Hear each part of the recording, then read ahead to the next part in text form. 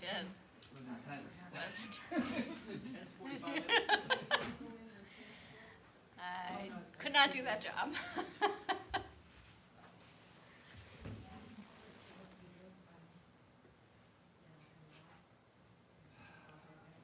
I'm in. Only took 10 minutes. You got it. You're right on time.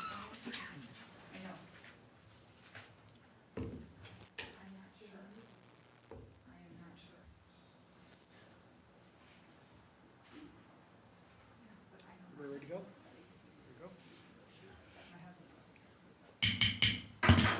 Good evening. It is 6 p.m., May 3rd, 2023, and we are in the Banner Ray Media Center. And we are convening a regular meeting of the Board of the Cuyahoga Heights Schools Board of Education.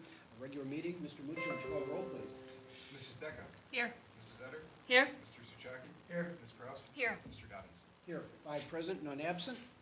On behalf of the board, I'd like to welcome all students, staff, parents, and interested community members to tonight's Board of Education meeting. The board values and encourages public comment on education issues. Anyone having an interest in the actions of the board may participate during the public comments portion of this meeting. Please identify yourself on the board sign-in sheet. A copy of the board meeting agenda is available to review on our school district's website. Please silence your cell phones during the meeting, and would you join me now in reciting the Pledge of Allegiance, please? Pledge allegiance to the flag of the United States of America and to the republic for which it stands, one nation, under God, indivisible, with liberty and justice for all. So may I have a motion to approve this evening's agenda, please? So moved. Ms. Decker moves. Second. Mr. Suchaki seconds. Are there any additions, changes, Mr. Evans or Mr. Muccio? We added discussion about the movement of the meeting date, and then if the board so chooses, they can vote on it later in their section. There was Mrs. Etter had a question about whether or not we had moved the date of the June meeting, so that's been added to the agenda since the agenda review. Okay, very good. Well, unless there are any other changes to the agenda, let's move to a vote then, please. Mrs. Decker. Aye. Mr. Suchaki. Aye. Mrs. Etter. Aye. Ms. Kraus. Aye. Mr. Dobbins. Aye, motion passes 5-0. Moving on to agenda item number 3, section 3, that is presentations. Mr. Evans, Mr. Muccio. Thank you, Mr. Dobbins. 2 presentations tonight. I'll start off with the 5-year forecast, the May 2023 5-year forecast. So everybody has in front of them a copy, hopefully, of the 5-year forecast, the notes, as well as our old 5-year forecast from November. Now, the November forecast is in this type of beige, black and white color that we have. The May 2023 5-year forecast is going to be on white paper and color that we have here. Hasn't changed too much, so we'll start taking a look at it. But I wanted everybody to have a copy of the prior one. Now, the hardest thing is predicting the future, and nobody knows what's in front of us, and it's so hard to predict 1 year, let alone the 5th year of the 5-year forecast. But I was thinking, you know, if I had some book that would only tell me what the future is, a la the almanac from Back to the Future. So if I had this tool, I could use it to predict all of the 5 years in the 5-year forecast. But one doesn't exist. So I'm using my best guess, since there isn't a actual time-traveling almanac, unless I get a DeLorean and I start driving. Yeah. I presume you wouldn't use it. Good guess. Yep. So, but, you know, absent that, this is our best guess of the future as we're trying to predict it. So, we can have an aggressive budget as we go forward, or more of a conservative budget. And I tend to lean more conservatively, because again, I don't have the almanac Back to the Future, predict the future, to kind of lead me that way. And if I were to budget aggressively and estimate aggressively, if it flips, you know, in the opposite direction, you could be in a problem too. So, all right. So I wanted to do something kind of different with this 5-year forecast as we go through. So I wanted to kind of say, what am I looking at as I'm constructing the 5-year forecast, more so than just going through line by line. So as we're looking at it, I have the notes in place here, and it's on the screen, and everybody should have a copy of the notes and forecast up in front of you as well. This is a template I use year by year, and I built it from scratch from Microsoft Word, so nothing, to begin with, and I just went through. And when I do the forecast every year, I do the notes first. So I don't even look at the forecast, I just go through all the notes. And I have all of my budget tools that we use during the year as resources. So we have those many reports that we board approve every month when we close the month. And I go through and I look at the tax revenue, I look at the expenditures, I look at the percentage of where we should be when we spend against the budget, and then modify that as we go. So we have our forecast in front of us, and for everybody out there, as well as everybody here, the forecast on page number 1 occurs twice a year. So there's an initial 5-year forecast that must be submitted by November 30th, so that's the November forecast, 5-year forecast. And then it also must be updated between April 1st and May 31st. Nobody really does it in April, so that's why we say it's the May 5-year forecast. So we're updating that first one that we have in place. And again, it's our best guess with all the relevant information at this point in time, where we're at. As we go on to page 2, we can see the table of contents that we have, if anybody's looking for certain pages that they would want to hop to. As we go to page 3, it talks about the nature of the forecast, which presents revenues, expenditures, and changes in fund balance of the general fund. So this is all the general fund, the 001 fund that we have. And we have many funds. We have an 003, which is permanent improvements. We have an 018, which is essentially the principals funds. We have an 019, which is local grants. We have 200 level funds, which are student managed activities like student council. We have 300 level funds, which is athletics. Our 006 fund is food service. Our 500 funds would be any federal grants that we have, Title I, Title II, and so forth. So this is only the general fund, 001. As we look at page 4, this is just the budgetary process. Page 5 really talks about the different lines of the 5-year forecast. Page 6 is the same, 7 is the same, 8 is the same. 9 has the 5-year forecast embedded, so if anybody loses it, the copy's on page 9 for everybody to take a look at. And just a quick overview, very, very bottom, line 15, our cash balance has been high. It's one of the highest, if not actually, it's the highest in proportion to our percentage of expenditures in Cuyahoga County. So we have a very strong 5-year forecast currently. What that means is,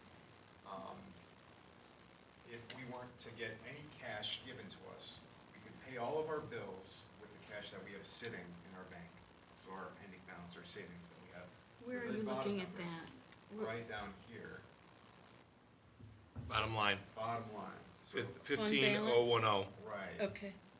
So our ending balance is very healthy in relation to our expenditures. Our expenditures on line 5.050 in fiscal '22, the one that we closed, was 16.7 million, and I have that right here on the forecast, 16.7. And our cash balance was around 16 million. We had some encumbrances, which just means those are bills that we have yet to pay. So basically, if we didn't get any new revenue, we could cover a year's worth of expenditures with the cash that we have just sitting in our bank account.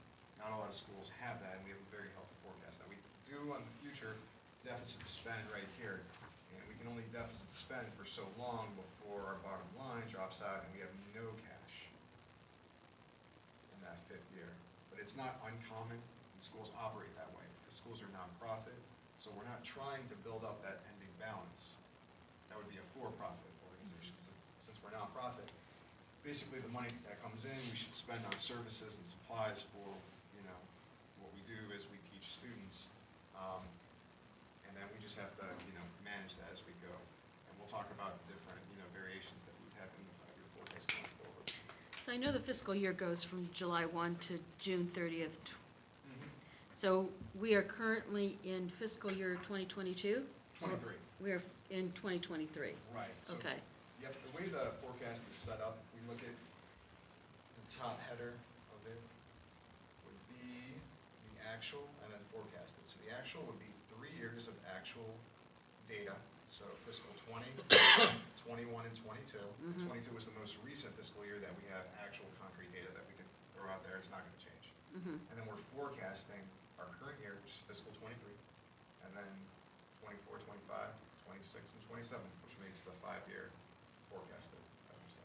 So if, reading this correctly then, you're saying cash on hand for fiscal year 2023, which we expect to end at June 30th, so a little less than 2 months away, 14,800,000, 14,800,000. 814? 14.6. That's cash on hand?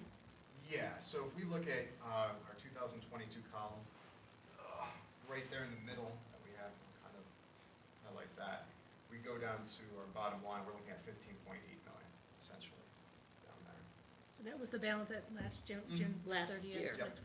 And you're forecasting about $1 million less this June 30th? Yep. Okay. Yep. And the way it works in the forecast, if we look here on the screen, we can see our cash balance at June 30th becomes the beginning balance in the following year. Right, So it just keeps going like that okay, as we go that makes along. sense. Yep, so we start with the ending balance in the next year and so forth. And then we have to pull in our either surplus or our deficit that we spent. So if we start with this, subtract that, we get that. Essentially how it works.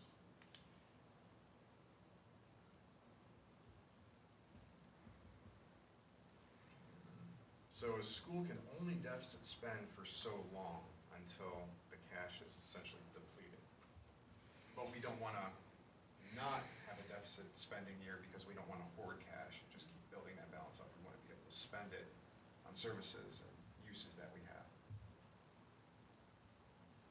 All right, so keep going. Page 9, let's go to page 10. So page 10 starts the first line of the 5-year forecast. And what I'm looking for on this page as I'm going through the notes is I'm updating the chart in the middle. It's going to be our assessed valuation. So right around December, January, the Cuyahoga County Budget Commission is going to release the assessed valuations from all the school districts in Cuyahoga County. So I'm going to pull that report, and then I'm going to be able to see what our total assessed valuation is. And for us, for tax year 2022, and the tax year and calendar year are the same, so January 1st to December 31st, our total valuation was $437,995,290. So we increased from prior year, which was $430 million, so it was about a $7 million increase, about 2%. Now, I don't have the collection percentage from the county yet, but I'll get that. And our valuation here is made up of 3 categories. It's going to be Class 1, Class 2, and what's called public utility personal property. And Class 1 is made up of residential and agriculture, so residential are Class 1. Class 2 is going to be our commercial, industrial, and all others that we have in place. And then public utility personal property is going to be railroads and utilities that we would have in Cuyahoga Heights. And we'll talk about this more as we go. So when I'm updating this portion of the 5-year forecast, I'm grabbing that total assessed valuation. Very hopeful it goes up. I don't want to say it go down. So I have fingers crossed when the county releases it, I'm like, sigh of relief as it goes up. Now, it has gone down. Typically it goes up, but it has. And the last time it did was right around 2008 when the bubble burst on the housing market. So that was the last time that it actually inverted and went the opposite direction. So it's not a common occurrence, but it has happened pretty recently. So it's not to say it won't happen in the future. There's a possibility it would. And then from there, the bottom update, I'm just doing Class 1 and Class 2, just to see where we're tracking. And our Class 1 went down just a little, so we went from $119,337,140 from tax year 21 to $119,051,810 in tax year 22. Now our Class 2 went up by about $5 million, $229 to $234 million. And one thing to keep in mind too is going to be the reappraisal and triennial updates. So I have little stars next to the tax years. 1 star is for triennial and 2 2 stars are for reappraisal. And the way it works is you have, let's take a look in the middle. You're gonna have the reappraisal, which happened in 2018, space it out 2 years, and then put another star, which is gonna be the opposite. So that's the triennial. And then space out 2 years, and then we'll have the other reappraisal again. So that's kind of how it works. And I have definitions here. So the reappraisal requires property to be physically viewed by Cuyahoga County. The triennial update does not require a physical viewing of the property. So when they go out to assess valuations and they kind of right-size themselves in those years, for the triennial update, it does not require them to go out and physically view the property. They use other tools that they have in place. If it is a reappraisal, they do go out and physically view the properties that are in place. So, but again, what I'm looking for here is grabbing the assessed valuation to throw in to start calculating the numbers that we have. We go to the next page. It talks about different types of levies, if anybody's curious, on kind of a cheat sheet. The recommendation tonight will be a combined operating permanent improvement levy, and we'll talk more about that later on. Below, this is kind of an important piece of information here, and we're gonna bounce back to it, but it deals with when the money comes in for levies. So if we look down here, let's say we threw a levy on in tax year 2022. The collection year would be 23, which means we would collect a certain portion in fiscal year 23 and a certain portion in fiscal year 24. So keep in mind that a calendar year, tax year are the same. So January 1st, December 31st is a tax year, calendar year. But our fiscal year starts 7/1, so it starts right in the middle of that. So if we throw a levy on in 2022, we're gonna see half of that levy revenue. So you're gonna get the whole, year's worth of revenue. So if we put $1 million levy on, you're gonna get $1 million in that year. But if $1 million comes to us, we're collecting half of it, 500,000, in the first half of the year, and the other half, 500,000, in the second half of the year. So that first half of the year is gonna be fiscal 23, and the second half is gonna be fiscal 24. Super complicated. You really have to look at timeframes in different aspects. So when a levy goes on, you're only collecting half of that levy in fiscal 23, and then the full amount in fiscal 24. So when we put it on the forecast, we're gonna take a look, because we're gonna see half of it collected in one year, full amount collected in the next year, and then that's how it works going forward. The next page that we're on, page 12, I have some good math at the top there.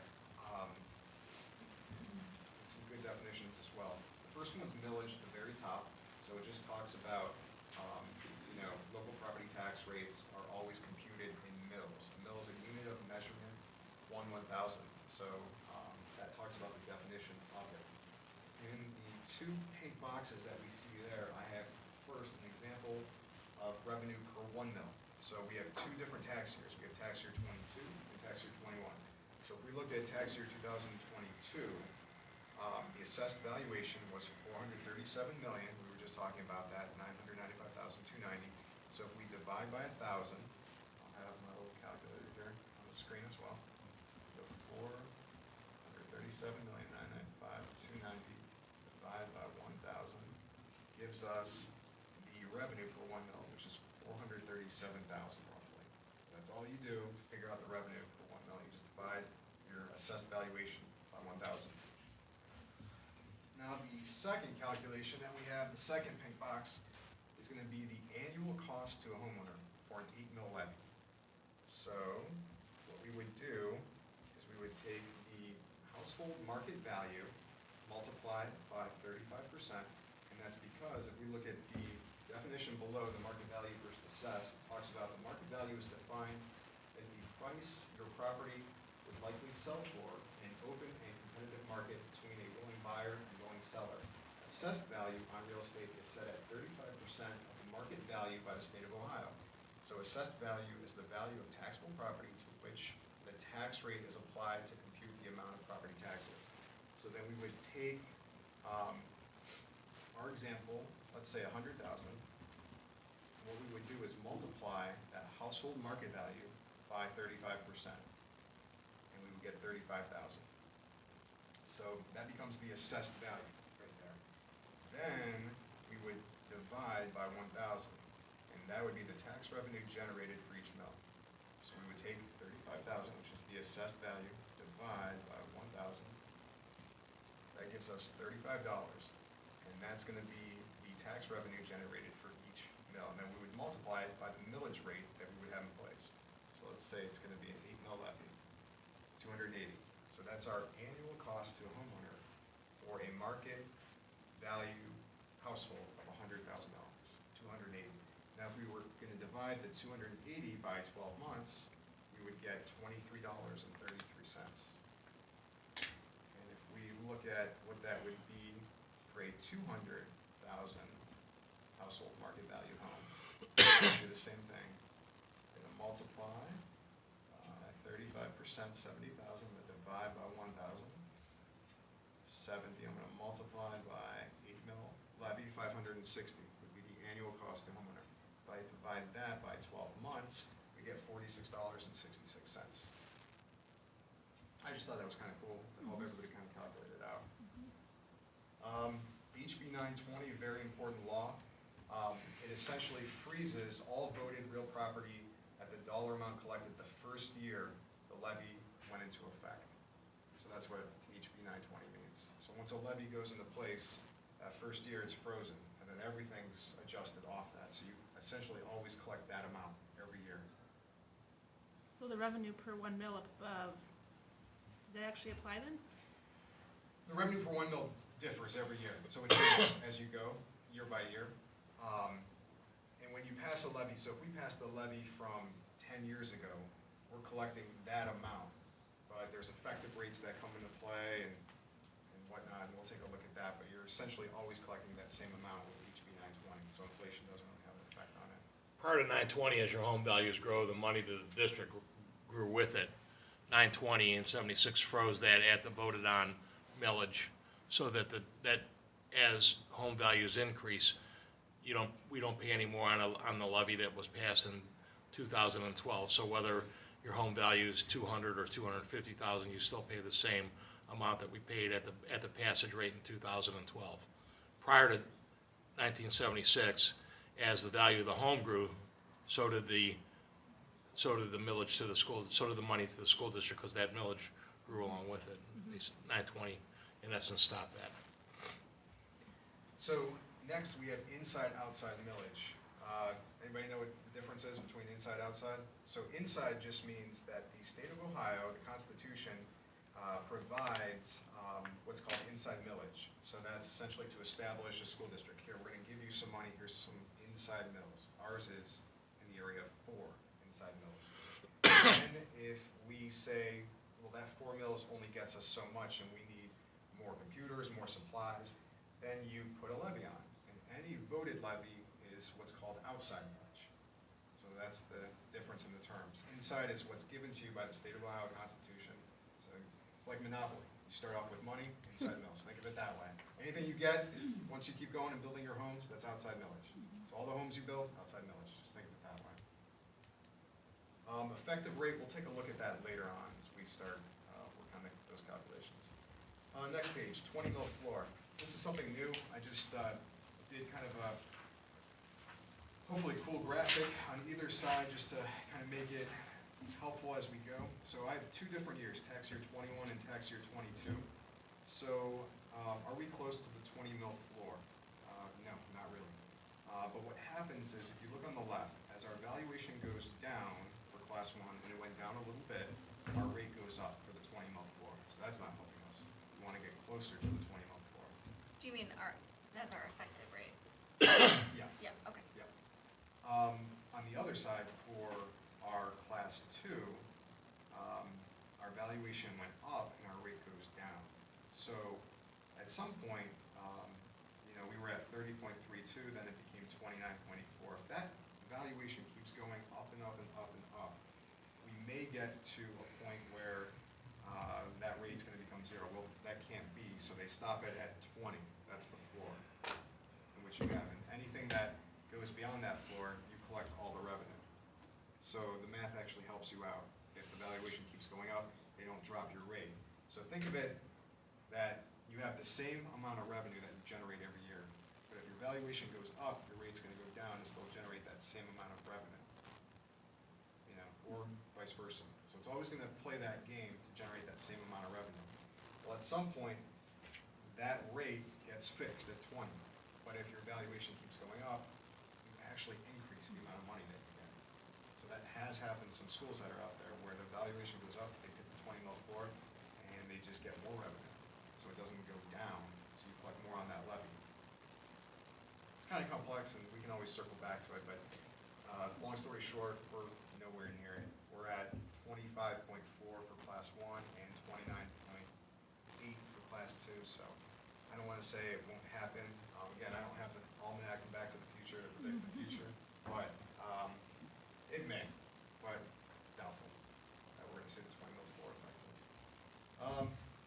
Let's keep going. Let's talk about effective rates are on page 14 that we have there. And page 14 really just shows the actual collection of what occurred in the fiscal year. So we have to properly account for our class 1 and class 2 taxes, and we have to book it under a certain function code, and it has to match what the county gave us to what it should be. So when our auditors come in every year, they double check that. So I'm constantly looking at our first half and second half settlements, and they trickle in, so we get money 3 different times or 2 different times, so 3 times in the beginning of the year, 2 times in the middle of the year. And some schools do put it in different accounts, so it kind of gets jumbled. But for us, the 2 amounts in pink that we see there are the actual collections for what we received in those time periods. And I have a little box down here, so that's going to be the amount that we throw in for fiscal '23, the $9,337,930. So that's what I'm looking for when I'm putting this together. What did we actually collect for fiscal '23? And on the next page, which is going to be page 15, I really kind of break out, and this is kind of the tool I use at the beginning of the year for our alternative tax budget. So I break out by hand the amount of money that we should receive at the very top for all of our levies. So we get 4.1 inside mills, and for class 1, we should get $488,112. For class 2, we should get $962,599. And for public utility personal property, we should get $345,069, which makes our estimated tax revenue at 100% collection 1.7 million, almost 1.8. So that's broken out by every one of our levies. So we have our inside mills, again, which is monopoly starting money, and then we have all of our voted levies here. And they do the 1976 prior. Why do you think they do that? Because that's when they did HB 920. Yep, that's when the law started. And then we have all the different voted levies. Our most recent, 2012 at the bottom, 7.9 tax rate. All those do add up to our 35.7 gross rate. And we can see from that most recent one, from 2012, and their effective rates right there. So see how the rates change by levy? They change because each one does have a different effective rate, because you have to collect that same amount the year in which it was voted, roughly. There are always some adjustments for new construction and whatnot. But if we look at that 2012 levy that we have, for class 1, we should be seeing 772,000 come in. For class 2, 1,620,000. And for public utility personal property, 664,000, which gives us roughly $3 million. Now, we don't collect 100%, so we have to estimate that over a certain percentage of collection. 97, 96, 95 could be lower. But that's roughly what we should see coming in for tax year 22 at 100% collection.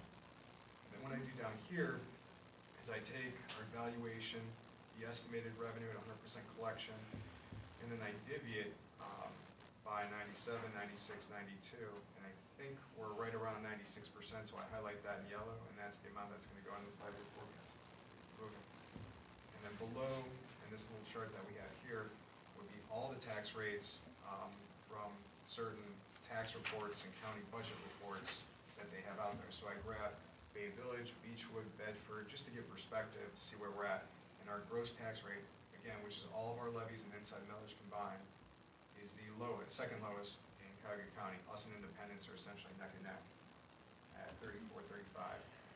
And we can only operate so long with 34, 35 mills, when all these other school districts are operating with 80, 70, 90. So it's just, it's all proportionate, how big a school district is. So the larger ones may have more. And again, it's the revenue per mill. So Cleveland has a different revenue per mill than Euclid, and different than Garfield Heights, different than Independence, and different than us. Everybody has a different amount.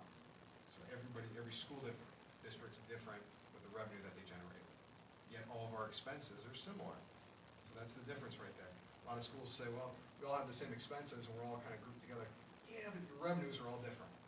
So wildly different. So that's why you can't necessarily look at expenses the same if your revenues are all different. It's two different apples and oranges. Hey, Matt, up top, the 2012 levy, Yes. March 6th. That's a different weird date. I don't remember why it was March. The primaries used to be in March, Okay, and then just wondering. a few years back,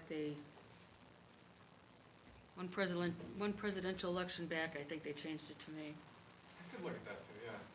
It was March, and that became like a political issue because the presidential candidates were like, why should the primary be in March? It should be in May. It got moved to May. They'd actually reduced the number of primaries too, so we're not eligible to go on in August. There used to be an August, election date that's now off the books, except I think the state wants to use it for their own good here this fall. But, so there were additional dates that the state has taken off. So as we come down to page 17, that's our roll-up, what I call the roll-up. So these are the amounts that make it onto our first line of the 5-year forecast, so that the general property tax line, 1.010, are all these amounts added up in total and thrown on the forecast. And we can see for class 1 and 2, our fiscal 23 estimate that we looked at a while back, as well as our fiscal 24, 25, 26, and 27 amounts.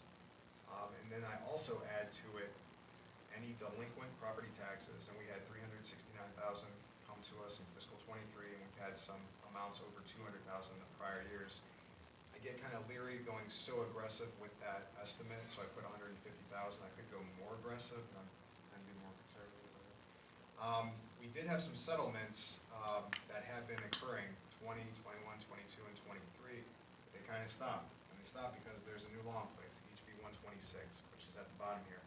So in April of 2022, Governor DeWine signed into law HB 126, which changes the role of boards of education and real estate valuation appeals, and also prohibits, as of its effective date, private payment agreements or settlements entered into after that effective date. So that's why there are no more settlements that we receive, because HB 126 prohibited.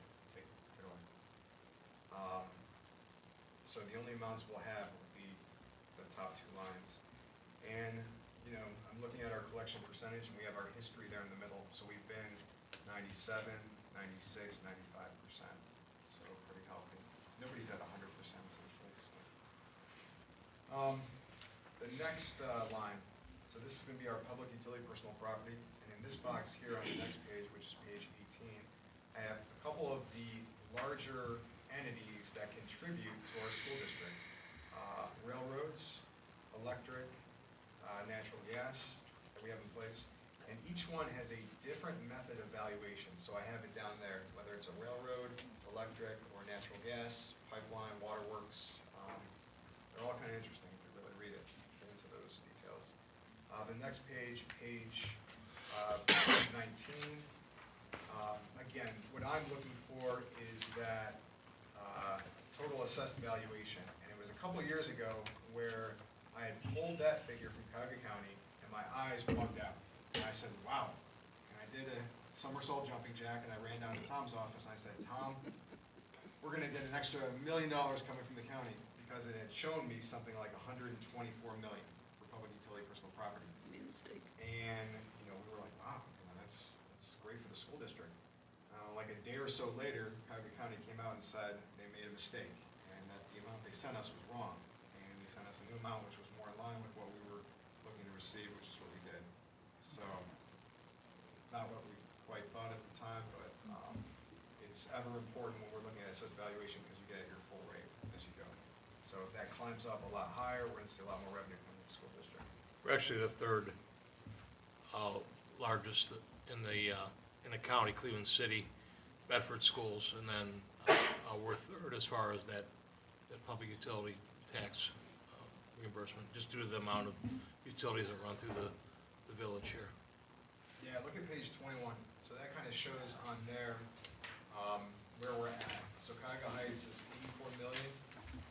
Like Tom's saying, Bedford's at 99 million, and Cleveland's all the way up there at 555 million. So we're a very healthy third in Cuyahoga County. That's really what's been aiding our school district all these years, public utility personal property cost acronym. And if we look back, a couple pages back where you had it listed, you see it was a healthy increase over the years. It was designed to help offset the loss of TPP, but it wasn't gonna be, it was never gonna be dollar for dollar. Right. But the problem is that we don't know how it's calculated. And the question that I just had for Matt the other day is that they're talking about a huge electric price increase this summer, June or July. Does that mean that because we're the beneficiary of this, that we're gonna get a jump too? We don't know. Yeah. And we don't know, we just know that, you know, we're reimbursed that's valued at 100% for us, but we don't know how they determine that though. You got one of these? Yeah. I'm gonna use it all night. And really, Matt's referring to this, but this is really a little hocus pocus, because there's no way to, this is one of the hardest things to predict. I mean, expenditures and salaries, but this has been, if you look at the history of this is really tough to figure out. And with still the fear that the bottom could drop out of it at any point in time. As Tom's saying, if we look back at page 18, we have those methods of valuation. It's very complex. And just wait till the next board meeting when I explain an audit that we had with our Ohio Schools Council and our electric provider and the results of what they came with. It's gonna, you guys are gonna shake your head. It's so ridiculous. But I'm gonna save that for a later date. But the method of valuation for railroads, for railroads, look at that. Look at the first sentence. So how do we do this? The taxable value is apportioned according to the miles of track and trackage rights weighed by use. So you have to do this whole complex math equation to figure out the valuation for just railroads. And it's, you know, a different one for electric companies and a different one for natural gas. So you really have to sit and play with some funny math to get to the valuation. So it's, you know, not just as simple as calling up and saying, you know, where you got, there's a complex, maybe too complex way of trying to figure it out that maybe not all of them understand. Maybe people that do it don't. But I'm telling you, wait till you see that the electric company audit results come back. But again, we'll talk about that another meeting. All right, let's talk about the roll-up that's on page 23. So as I'm plugging those numbers in, I'm going to pull in fiscal 23 our actual amount, and then fiscal 24 is going to be, you know, a reasonable budget that we have in place. Don't want to be too aggressive, lean more kind of conservatively. So the thought process is on that page. Look in the middle. So I'm saying that it's probably a safe bet that our valuation for public utility personal property is not going to dip below 76 million, which occurred back in tax year 2019. Well, the revenue generated from that is 2,736,385. That's what I plugged in for those four numbers up there. Will it go up? Hopeful.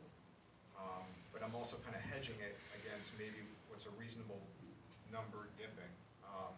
So we do know if it is 84 million, all those 5 years, that's a difference of almost 250,000. So that's like $1 million in a bubble right there that we have in place that could help our forecast. So if we were, you know, if I was to be more aggressive in estimating and predicting the future, I'd go 3 million. But, you know, if it didn't come out as we, you know, thought it would be, we would kind of, you know, use that 3 million and start buying more books and buying more, you know, services. And maybe, you know, our revenue doesn't come in, and then we're kind of in a bad side of that equation, as opposed to being on the other side, just waiting to see what comes. So is that 23 number still an estimate? No, 23, if we go back, similar to what we were talking about, if we look at page 20, see there in the purple, same thing. So all I'm doing is grabbing the actual collections for 23, and I know that at the end of March, for sure, for public utility personal property as well as class 1 and class 2. Actually, I know what it is, what it's gonna be. See how I have NA, because we haven't collected fiscal 24 money? I do know what it is, I think, because of my calculation right here. So if we look, check this out, on page 20, see how I have 2,907,958 in that purple box? And I have the arrow that says go to page 22. So that traces to my math breakdown on page 22 of what it is. And I do that every January for the alternative tax budget. So if I use that same methodology, I know it's gonna be, I think, 3,004,625. Okay. So I haven't been wrong yet with amounts from Cuyahoga County, but I don't wanna plug it in, but I have pretty high sense it's gonna be that figure when it comes to us. Okay, which is pretty close to what you have on that. Okay. As we keep going through the forecast, so we talked about the two top lines, which are some of our most important revenue, property taxes. The next one is gonna be state aid. I won't spend too much time on this because we know we're in the bottom 5, bottom 10 for the state in state aid that we receive. So we're still ahead of putting Ban Kelly's Island. We don't have to fly anybody in. Yeah.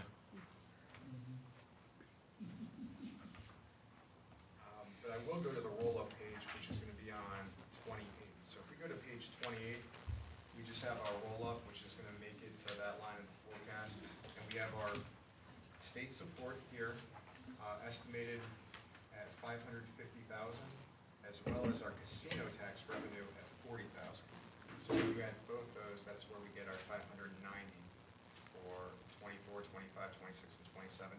We have an idea of what it's gonna be in fiscal 23, so we put close to actual there. The reason I put 550,000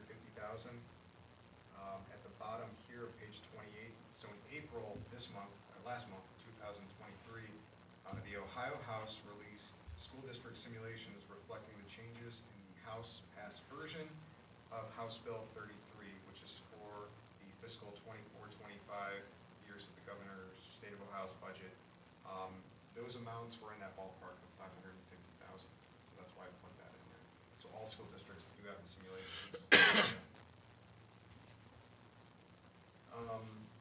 The next couple pages, I'll kind of go fast, but they deal with restricted state aid. So we get two types of aid coming to us, and I'll stop on page 31. We get unrestricted, which we talked about with the 550,000, which means you can spend it on anything. And we have restricted state aid, which means you can only spend it on those purposes. And sometimes OD will come out and ask you what you spend it on, and they'll say, code it with, did you code it with certain function codes, or if you didn't, explain to us in even more detail, what you spend it on. So they want to know what we spend on the restricted funding, more so because the law changed. It wasn't as much with the old funding formula. There's more restricted funding with the fair school funding model that's in place. So more to account for, more to track that we have. So we have those items as well as catastrophic cost. And I'll go down to page 32 with the roll-up. So we have the 5 different types of restricted state aid. And we have those definitions in there, which would be disadvantaged pupil impact aid, career tech education, gifted English learners, and then base cost, student wellness and success.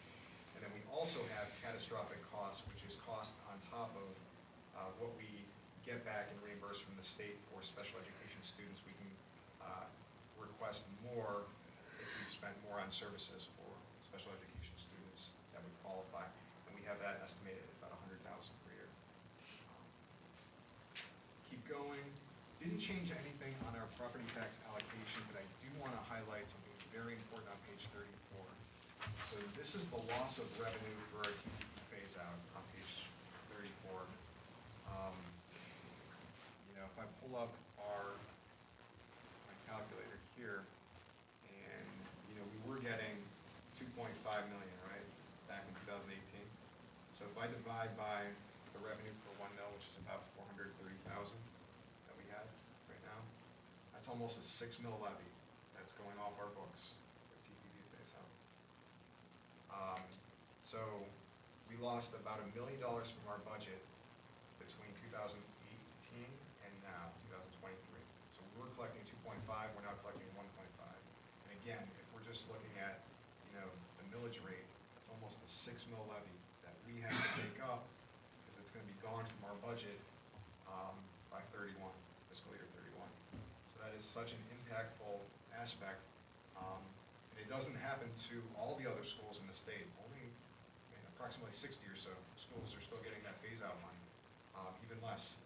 So, it's going to be completely gone. If the state would just freeze it and keep it where it's at, we can try to make it work, but, this is something that we will always have to communicate out.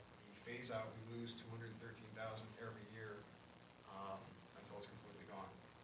But it's such a high number if you think about almost 6 mils from a couple of years ago. So, it's, that's just something we'll have to, tackle as we keep going. Didn't change anything on the numbers that go to the roll-up from November's forecast to May's. And if we keep going, I want to stop here on page 36. Another very interesting point I want to point out. So we have all our cash in essentially 3 different types of investments. Number 1 would be Red Tree, and we have about 20% of our school district budget, our school district cash held there. Number 2 is Star Ohio, about 72%, and that's managed by the treasurer of state. And number 3 is going to be Huntington, and about 8% of our cash is held there, and that's for day-to-day operations. If we look at the bottom, the interest rates, look at March of 22 and March of 23. See how much they increased for Star and Red Tree. So Star Ohio went from 0.36, which is where we have the bulk of our cash, to 4.8 in a year. And that's because the Federal Reserve, has been hiking those rates up. I think they are looking to do it today or tomorrow as well. They did it today. So, and I'll show you the difference in revenue that we receive, but, with all of our cash, we are getting that interest added onto it as it's sitting there. Tuition is talked about on this page. We talked about that very much, and our court place students. And we keep going to the roll-up page, which is on page 39. Let's take a look at line 5 and line 4. So line 5 is going to be the interest from that money sitting in Star Ohio, which we have about 70-some% of our cash sitting there. What we got in fiscal 20 was $222,000, and then COVID happened, and then interest rates dropped. We got $19,000 in 21, we got $39,000 in 22, and then interest rates started going up. We are looking to get, I'm hopeful, over $500,000 this fiscal year in interest for our cash. And that's just in Star. Red Tree, 80-some thousand we're hopeful for. Now, in future years, that's lower, but, if the interest rates stay high, that could be another $500,000 that we get in fiscal 24. So again, it's that, be too aggressive with the budget or be more conservative. But it's kind of a game in my head. I'm really trying to invest as much cash as we can hold in Star, and yet still have enough to cover day-to-day operations in Huntington to try to get over that 500,000 mark. And if I do, I'm going to try to get us over 600,000 if I can. So it's yep. And then another item too, the first 3 lines. The first line is tuition revenue. The second and third would be what's called SF money, and we have Mr. Tim O'Keefe who helps us with this. And this is for our court-placed or foster care-placed students with relatives. So if we have a student who is court-placed with a relative that lives in Cuyahoga Heights schools, we receive more revenue for those students. And I have that breakdown a couple pages earlier. It's about 16,000. So if we have about 20-some students, we receive close to about 280,000, 300,000 for those students. It's hard to budget so aggressively in future years for that because you never know how many kids are gonna be replaced or fostered or replaced. But this year, we've received $289,000, and in the future, we have it estimated at $100,000, but it could be more. Again, there's a bubble there, and there's a bubble on investments where we could potentially see a lot more money from the school district. As we keep going, that's essentially all of our revenue, and let's talk about expenses. Starting on page 41 would be the first line of expenditures in the 5-year forecast, personnel services, so salaries. Next page, 42, has all the different object codes. So expenses are all separated by object code as we go, and these are the amounts that I track month by month. And I'm constantly looking to see where we're at with the budget and if we're going higher or lower. On page 43 is an interesting concept. We're going to talk a little bit more about this. So we have 27 pays in fiscal 23. Fiscal 22, we had 26. So these are each of our payrolls. So we had one on 7/2, July 16th, July 30th, August 13th, August 27th, September 10th, September 24th, up until 26 for that fiscal year. Then we hop into fiscal 23, our current one. This one is usually 7/1 or 7/2, but the way the calendar works, it hopped into fiscal 23 by being dated 6/30. So it's just the way the calendar works.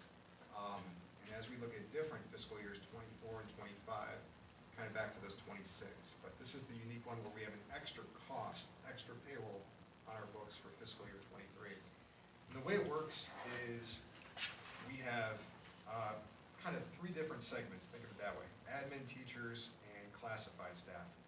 And you have a fiscal year of 7/1 to 6/30, but not everybody's contract starts 7/1 to 6/30. Teachers, for example, start in September. So September 9th is when the first pay of teachers occurs, and it ends in August. So there's an overlap. Fiscal year 7/1 to 6/30. Teachers, their contract doesn't begin until September to August. So you have a bit of an overlap there, and that's how it's always for teachers. So if you go into a new school year, their teacher contract starts not on the fiscal year, but a teacher contract year. So there's a little bit of an overlap, and that overlap occurs with the 22nd pay for this fiscal year. So for teachers, typically that 22nd pay occurs July 1st or July 2nd. But because of the way the calendar works there, that 22nd pay occurs 6/30.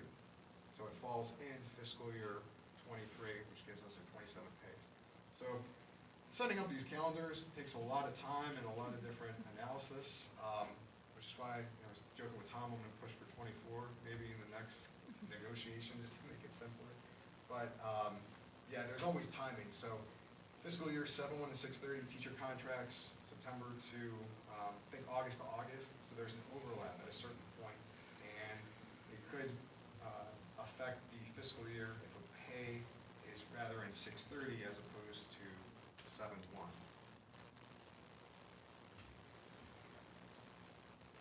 It's kind of stressing about explaining that tonight to everybody. How am I going to do that? So, now, I do have that 27th pay right here on page 45, and that's about $265,000 for that pay that we would see. Change the numbers. And then on page 46, we have our roll-up. So we have everything then broken by object code. So if we look at salaries, which is 111 for certified staff, I've been trending lower all year, and it's because of that 27th pay falling in fiscal 23. So if I bump it up by 265,000, I get more in line with what expenses should be when you divide the number of pays into the fiscal year, that budget, to get you on track. Another area is subs. Look at 112, our object code. Last year in fiscal 22, we're at 104,000. We're trending closer to 220,000 for substitutes this year for certified. And then another area I was trending lower and had to adjust is going to be period subs, 114. We're at 65,000 now. We're at 55,000 last year. So those are some areas that I had to up and adjust as our expenses are coming in, just to account for them. And then we have everything kind of situated going forward with projection for the years out for salaries as we go. We have our roll-up at the bottom, and that's the line that makes down to the 5-year forecast as we have going forward. Keep going on the different pages. We have health insurance on 47, 48, 49.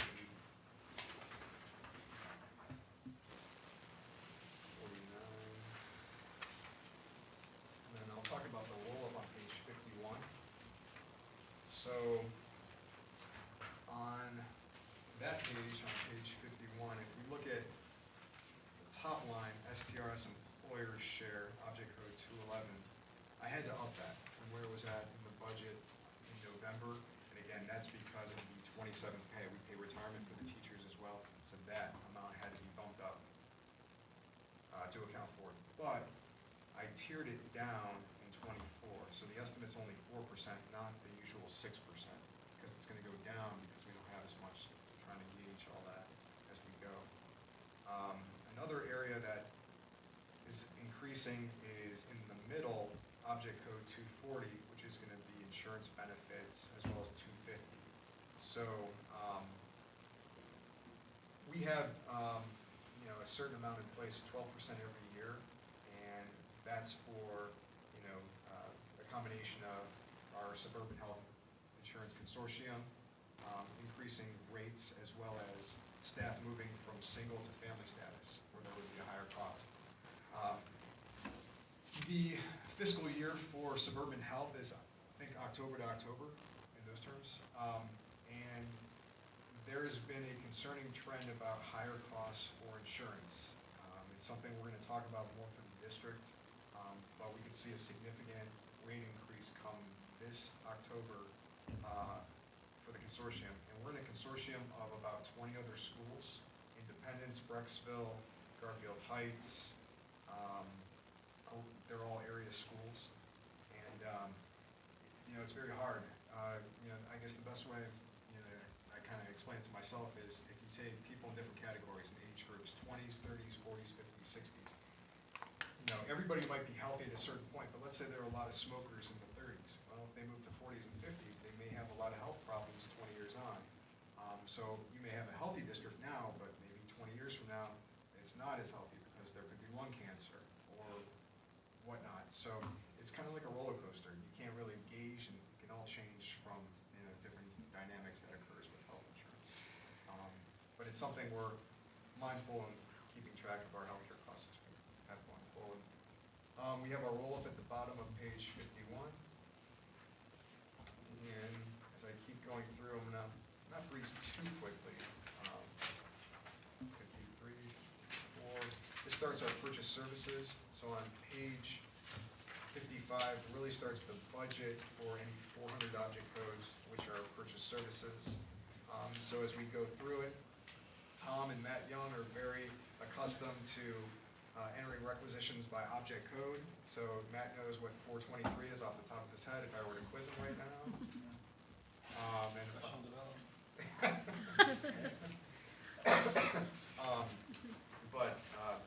So yeah, everybody, when they enter a requisition, they're entering the object code and they look at the budget, so everybody's kind of staying in line with that as we go.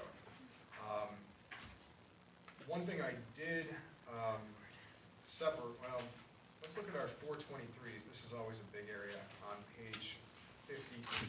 So on page 58 starts our repairs and maintenance. We know that we're in an aging school building, so we're going to see more repairs as we come.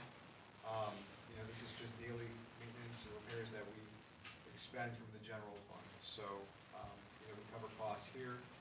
We also do some permanent improvements from our 3 fund as well. But it's a combination of spending money from here in our general fund for repairs and maintenance, as well as any type of permanent improvements, which would be 5 years or more useful life, and the 003 permanent improvement fund that we have. So this is anything basically under 5 years of a useful life that we would have: ceiling tiles, windows, small things like that that come and go. So reflection would be, we've already spent this with the increase in the boiler, and with the elevator, right? Those are the things that Yes. have already been paid for, Yep. or are in the works of being done. Correct. Yeah. Yeah. That's just normal maintenance on the boiler, that's new fire tubes, that's, You know? Yeah. Um, But it's, I mean, on this page, I Right. think that's like the biggest significant, Yeah. and that, the air handler is another big one too. Yep. We did get some good news the other day that insurance was gonna cover, the damage that occurred at the elementary school, and they're gonna issue us a check for $80,000 for that, and we'll have that on the next board meeting, so that's good news. We'll talk about that more on the 24th. Repair, insurance for what? when one of the unit vents burst and destroyed the carpeting, flooded the elementary. So they're gonna, Wow. Um, Big chunk of change. Another new area is going to be on page 62. So one thing I worked on was separating our utility costs. So for water and sewer and for gas, before for water and sewer, we had everything lumped together. Now going forward, I have water and I have sewer separated. So it's just going to be a bit better for us to account for. And then on the following page, we have gas, and that's separated by natural gas as well as the transportation for natural gas. There are two different types. You get charged the transportation fee, and you get charged the actual gas. So when they transport it in a truck, paying that. When you actually get the gas, you're paying that. That's how it works with that utility for gas. And for electric, we joined a number of months ago an Ohio Schools Council audit where they were going to go back and look at our bills to see if we were charged the correct rate from our electric utility provider. Now, they came back and said that we weren't, and we were to see a credit of $5,000. And then I asked, well, that's great. What was wrong with it? Well, they can't give me an answer on what was wrong. And I said, well, what's your methodology on how you arrived at it? And they said, well, we really don't have one. We have a unique methodology of what we claim to do, and the electric company agrees kind of with our methodology, and they only question us 10% of the time. So the 90%, they take it. So I'll have all this for the 24th board meeting. Yep. That's what I was talking about before. So, and I'll recap everything there, but our electric utility, is kind of the same with water, sewer, and natural gas. The costs are essentially rising. We are in consortiums for all of those, and Ohio Schools Council for electric, I know that they're working on going out and trying to get the most competitive pricing for the collective group that is in Ohio Schools Council. So we do try to save where we can. Another area I don't want to skip over too soon is insurance. I was talking about that a while back. We actually are pricing out insurance. We have two companies. So we're going to have that price quote probably in the next month or so, which we can take a look at. that's district physical, not personal insurance, but the property insurance. The bottom of page 63 talks about object code 470s. Now, this is a high expenditure for our district. These are outplacement of students, and that cost is forecasted to go down in future years. So we can see on line 212 on page 63, an outsource to Solutions Behavioral, but there's only a $90,000 cost in fiscal '23. There's zeros going forward, which means there won't be an outplacement of a student there.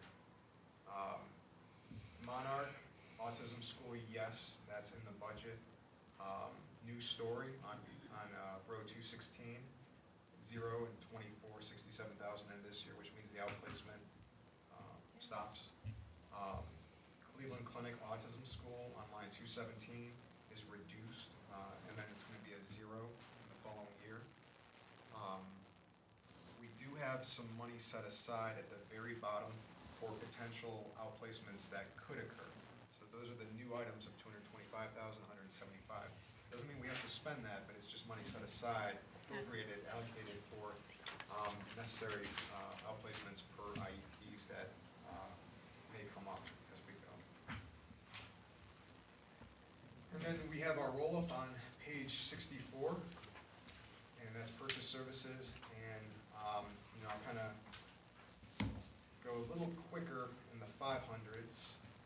Where we are going to see a significant increase is going to be for the new curriculum materials, the textbooks that Matt Young had presented to us a couple board meetings ago, which is on page, and he skipped before I could quiz him. I think he knew I was going to do that, so. On that object code. But if you go to page 71, and we look at row 147, it's going to be textbooks for elementary students for reading.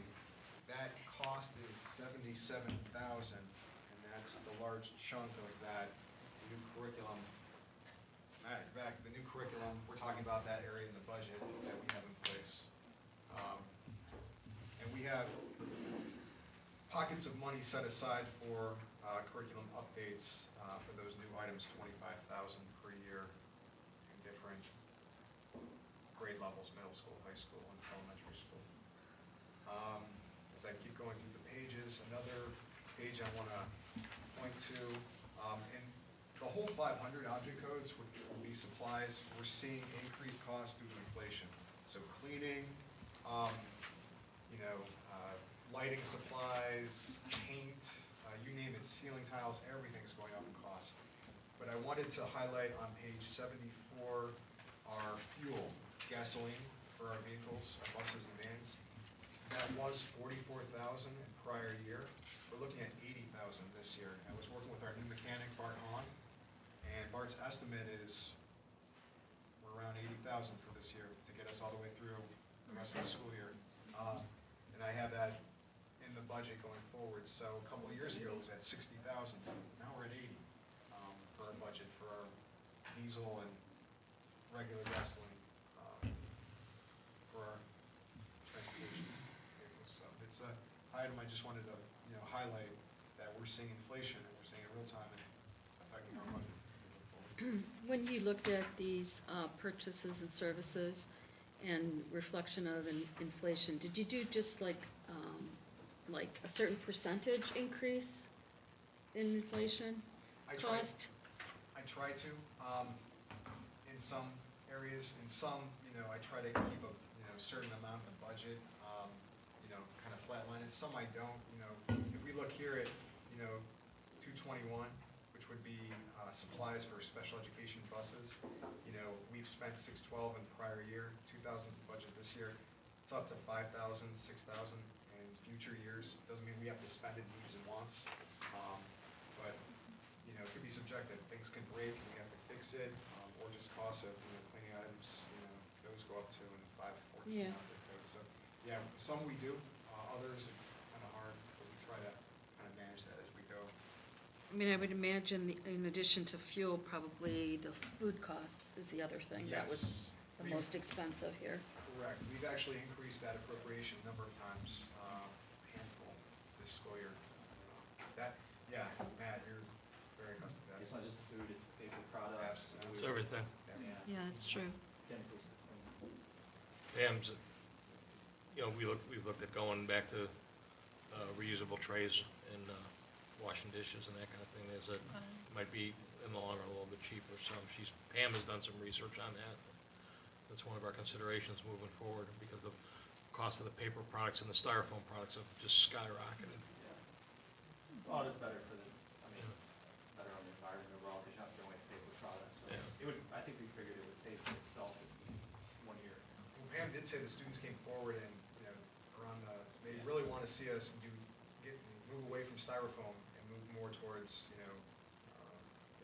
reusable. Our Recoup Club. Right. Our Recoup Club is very, very active. They're analyzing everything in the district. Well, I They mean, could do a fundraiser for the yeah, reusable I mean, it trays. makes sense, but not only from an ecological standpoint, but kind of have to start looking at the sense of it, like the dollars and cents of it. For sure. Paper products are expensive. Page 76, we're almost done, is our capital equipment.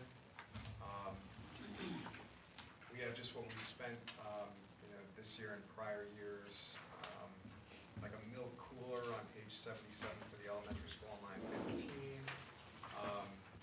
gym pads. We have a lot of the Sphero Gold Power Packs for Barb Curry. We purchased some with a grant, we purchased some, from the general fund, so there's a lot of those robot little items. I want to see those ones. For the high school, we bought industrial fans on line 40 on page 78. So a lot of, our band and orchestra equipment on that page as well, 20 and 29. Everything's rolled up on the next page, page 79, that you can see. Now that amounts 130,000 this year, but 150 going forward. I usually make it 150. However, this year I did pull 20,000 to give to fuel, and I kind of want to keep it at 130. I don't want to bump it up if I can save some. So it's kind of that. Continue to kind of go fast through it. A couple other pages. I do want to highlight on page 81. So if we receive more property taxes coming to us, the county takes a cut of that. So on line 11. What?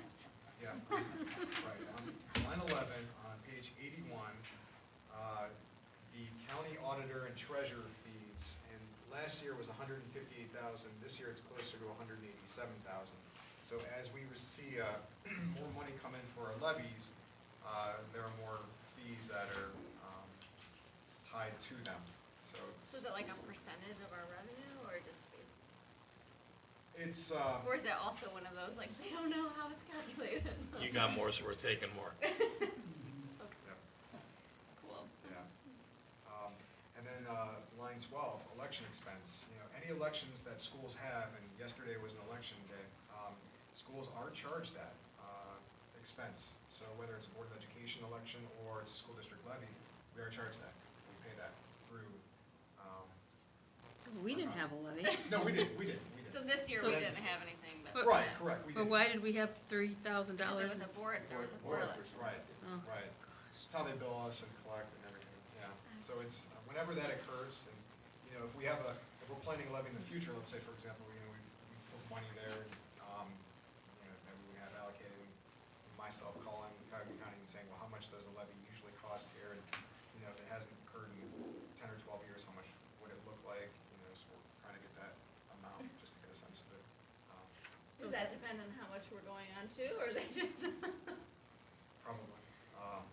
No, it's, yeah, so. Should be a percentage of the number of possible voters. That's what it should be. We have our roll-up on 82 of all those expenses, and those make it to the line on the forecast. And we're almost done. I just wanted to point out on page 83, our set-aside. Sometimes we talk about this. So in the middle of that page, page 83, set-asides, school districts are required by state statute to annually set aside an amount based on a statutory formula for capital improvements and maintenance. Amounts not spent by fiscal year end or offset by other restricted resources received during the year must be held in cash at fiscal year end and carried forward to be used for the same purpose in future years. So there are two different calculations for the set-aside statute. There's 3315.18 and 3315.19.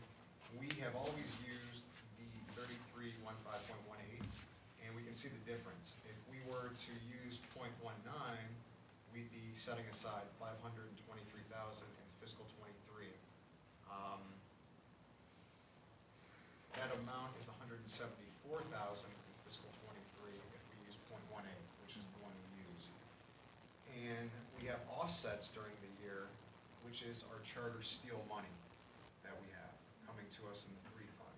So that's what we see, the offsets, and those make it into our financial reports that we see, that we have in place. Now, I will say that in fiscal '21, it's $230,000. I think I may have clicked 2 instead of 4, because it looks like it should be 4. So I'm gonna go back and actually look at that note of my forecast. See right there, the 230,000? Oh. Everything's 4, I think it should be 430,000, but that has no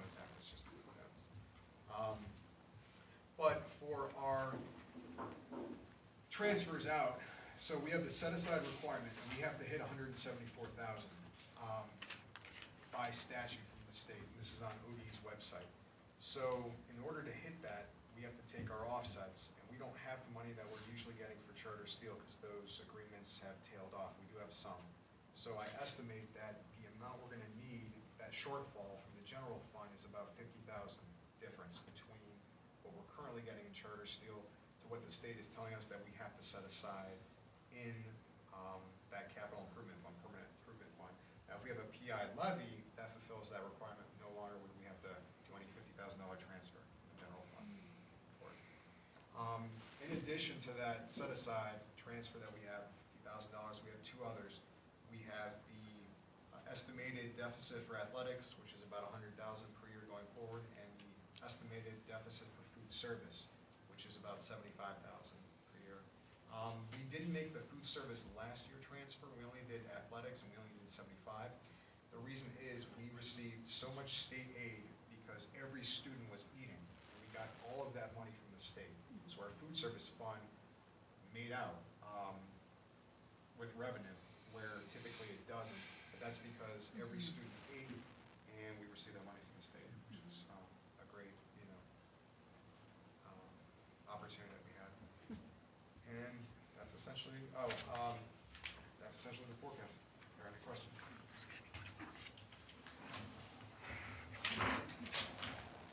What a great thing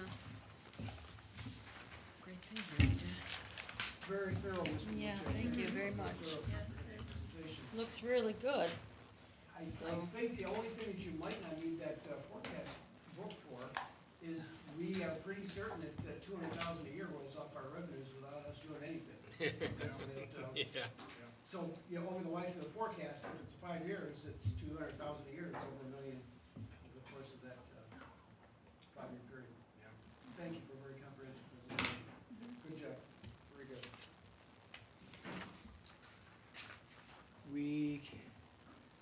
And what is the timing for, when we're considering this now, and you're presenting it to us, and then we should present questions to you till the next board meeting? Yes, we're looking to present tonight for the 5-year forecast, take the next 3 weeks, and then we'll look to vote on the 5-year forecast the 24th, and obviously, if there are any questions, absolutely, please feel free to. Okay, well, thank you. Thank you very much, Mr. Muccio. Staying on presentations, I'm going to turn to, is it Mr. Evans, to make a presentation regarding the Finance Committee levy? No, this is actually more and more Mr. Muccio, but this is I'll summarize this. This is the proposal for the levy breakdown. Excuse me, after discussions with the Finance Committee and with the BEST Committee, and talking about the type of levy, a combined levy with a permanent improvement money and operating money, the number that we've come up with is an 8 mil levy, 7 of which would be for operating funds and 1 of which would be for permanent improvement funds.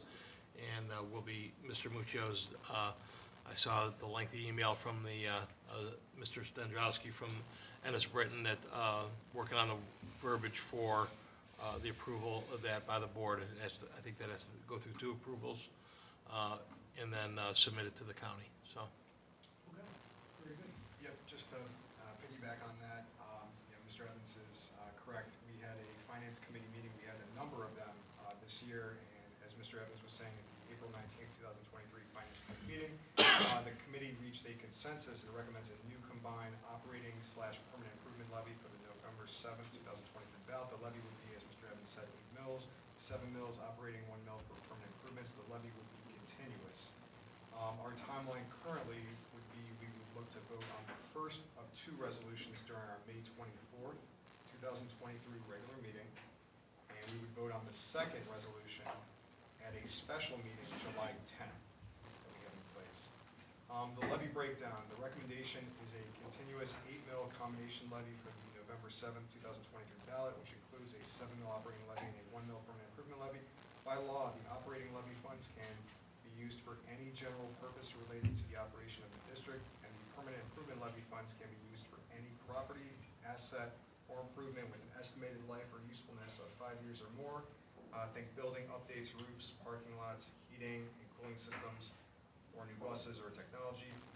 Based on the district's current 5-year forecast, operational costs are projected to surpass funding by the end of this school year. School districts in Ohio cannot operate in deficit spending for so long, so that means without an increase in revenue, the district will be required to implement cost reductions if we don't have that increase in revenues. This financial situation is due to a loss of revenue, the phase out of tangible personal property, which we were talking about, $200,000 per year, increases in expenses as a result of inflation, the state of Ohio's unconstitutional funding model, and other factors. This levy will cost approximately $23.33 per month, or $280 annually for a home valued at $100,000. Levy cost is based on the market value of a home as assessed by Cuyahoga County. So that's $23.33 for a $100,000 home value, and $200,000 would be $46.66. What will this levy fund? The 7 mil operating levy will fund existing costs and educational programs, as well as purchase textbooks and other educational materials and supplies to maintain the current level of services offered at Cuyahoga Heights schools. The 1 mil permanent improvement levy will be used in 2 ways. First, to cover the district's most urgent capital improvement needs to maintain the function and safety of our facilities. Second, to cover technology expenditures of vehicles, which would be buses and vans, and costs related to facility and equipment maintenance. And why do school districts rely on levies in the first place? Ohio's school funding model is designed in such a way that local taxpayers share the burden with the state to fund public education. Ohio law, known as House Bill 920, also protects homeowners and residents from facing inflationary tax increases as property values increase. This means when property values increase, the effective tax rate in the district decreases because only the amount approved by voters can be collected. As a result, most school districts across the state ask voters for tax levies every few years in order to maintain normal operations. Very good, very good. And then I wanted to also put a example up. Mr. Dobbins, you were talking about this example as well. Our 5-year forecast. So we know what our 5-year forecast is. And if we were to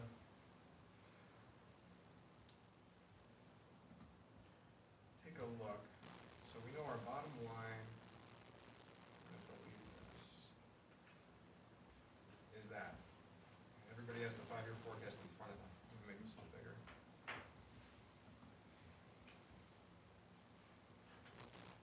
So if we're going to do 7 mils, let's say, and do the math, so we're going to say, let's say 430,000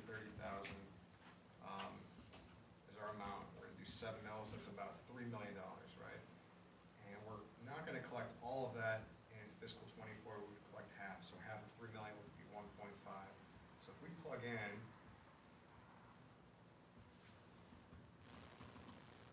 1.5 million, and then 3 million going forward.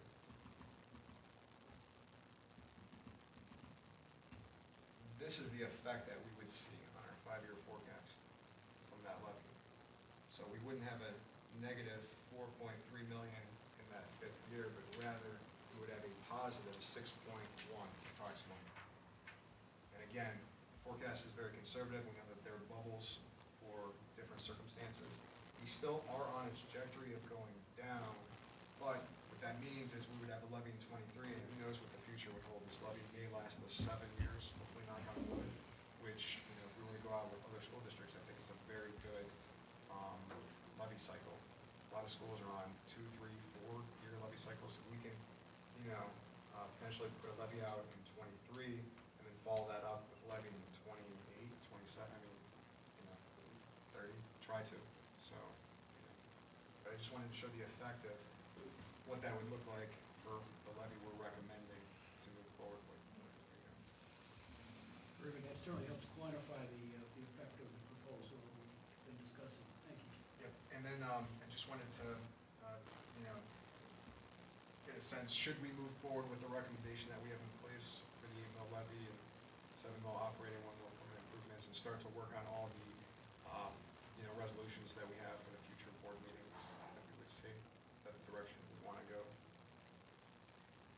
So are you asking the board then to consider, to take action this evening? Or No. No action, Give no. An expression of our. Direction, Of direction. Yeah, yes. just direction. So I've been in all the finance committee meetings, the best committee meetings, and I believe that there is definitely a need for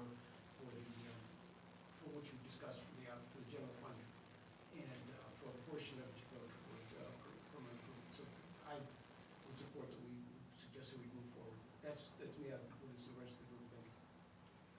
the dollar amount for the permanent? Approximately 430,000. Plus there's the two agreements with Charter right now, there's about 110 between those two agreements, so that would put that just over $500,000 a year until those agreements run out. Got it, okay.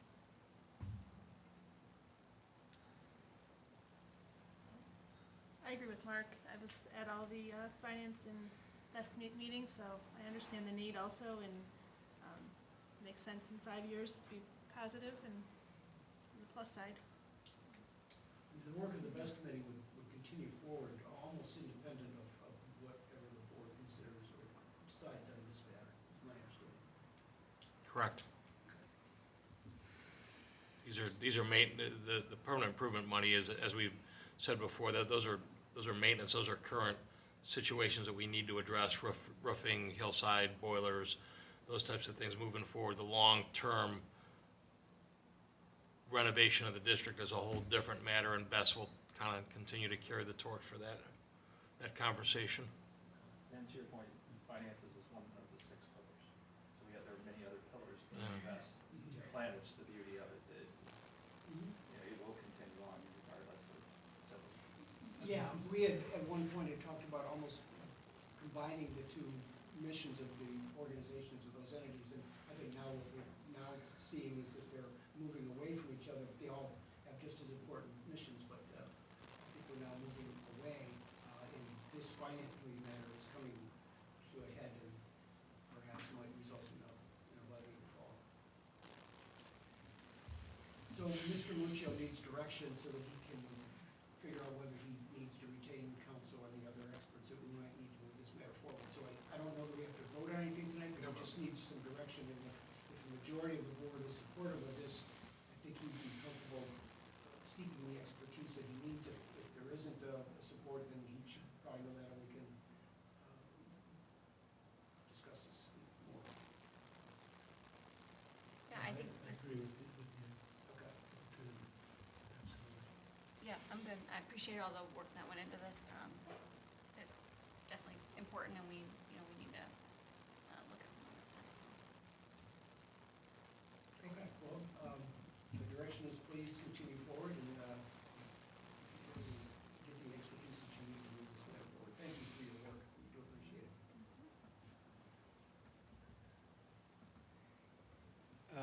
Agenda item number 4, is there anything further on that discussion point?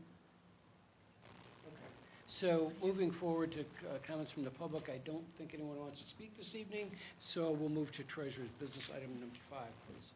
Just a few items for approval tonight. I would ask for approval of item 5A, 6A through 6D in the consent agenda. Okay, so may I have a motion to approve the treasurer's consent agenda items, please? So, Mr. Chaki moves, I'll second. Mr. Muccio, do you have discussion on these items? Yeah, just wanted to highlight 2 things. If we were to look at 6A, this is the purchase that we have for the curriculum adoption, the literacy adoption. We're picking up a portion of it from our Title I funds, approximately $20,000, which is a fantastic use. And the remaining portion would be from the general fund, approximately $70,000 that we're coming from there. The second item would be, we received a new grant. That is in addition to our current safety grant that we received from the state of Ohio, which was $150,000. So there are 5 rounds. This is round 5. This is for school safety. We received $150,000 as well, $50,000 per school building. So we have received a total of $300,000, $100,000 per school building for this. So just wanted to highlight that, and we're going to put it to great use. When do you expect to get this money?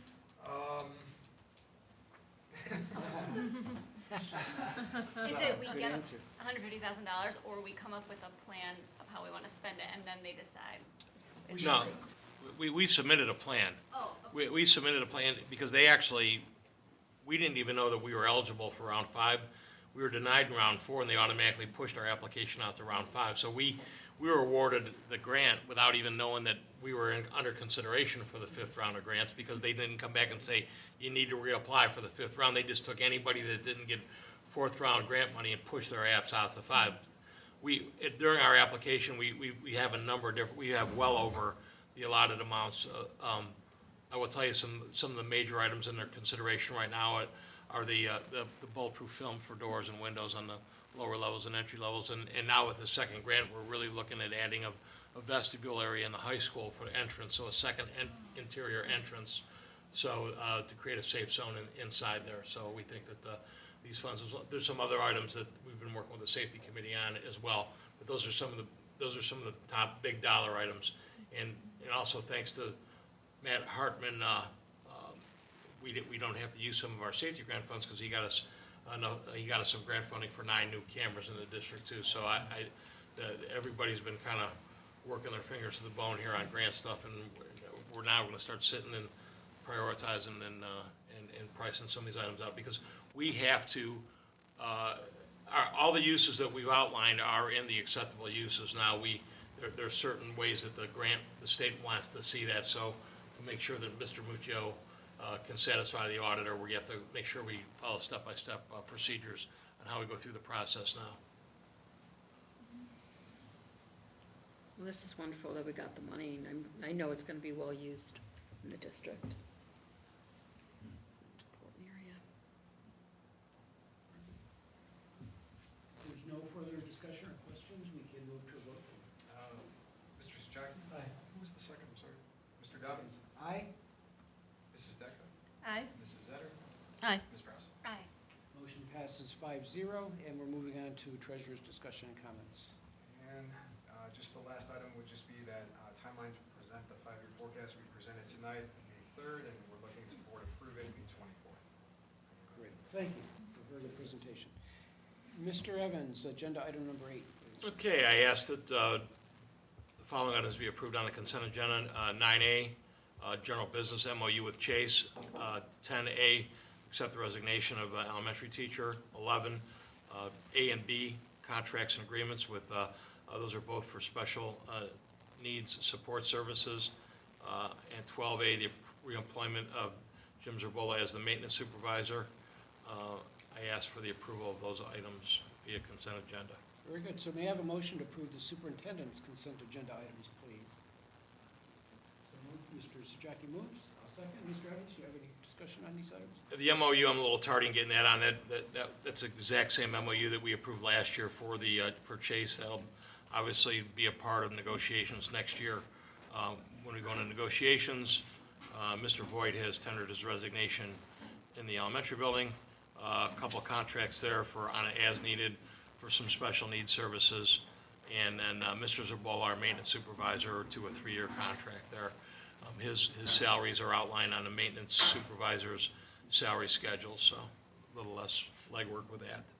And actually, Mr. Muccio, when we get 10 minutes of free time this summer, we're going to sit down and look at the exempt benefits package for and look at building some type of incentives in for the exempt benefits employee supervisors, such as Jim and some of the other staff.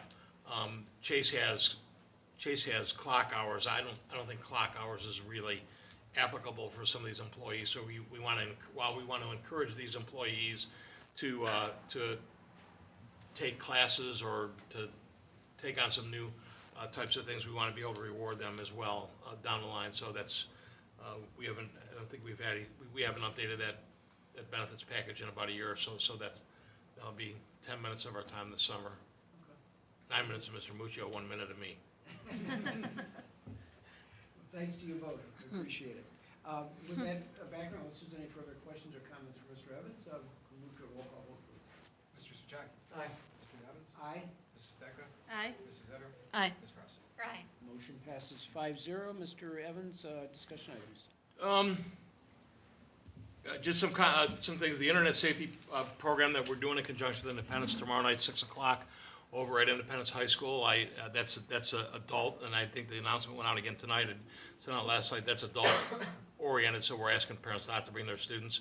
Jesse Weinberger did presentations with our 4th through 8th grade students that was geared toward that level of students. I sat in on 2 of them.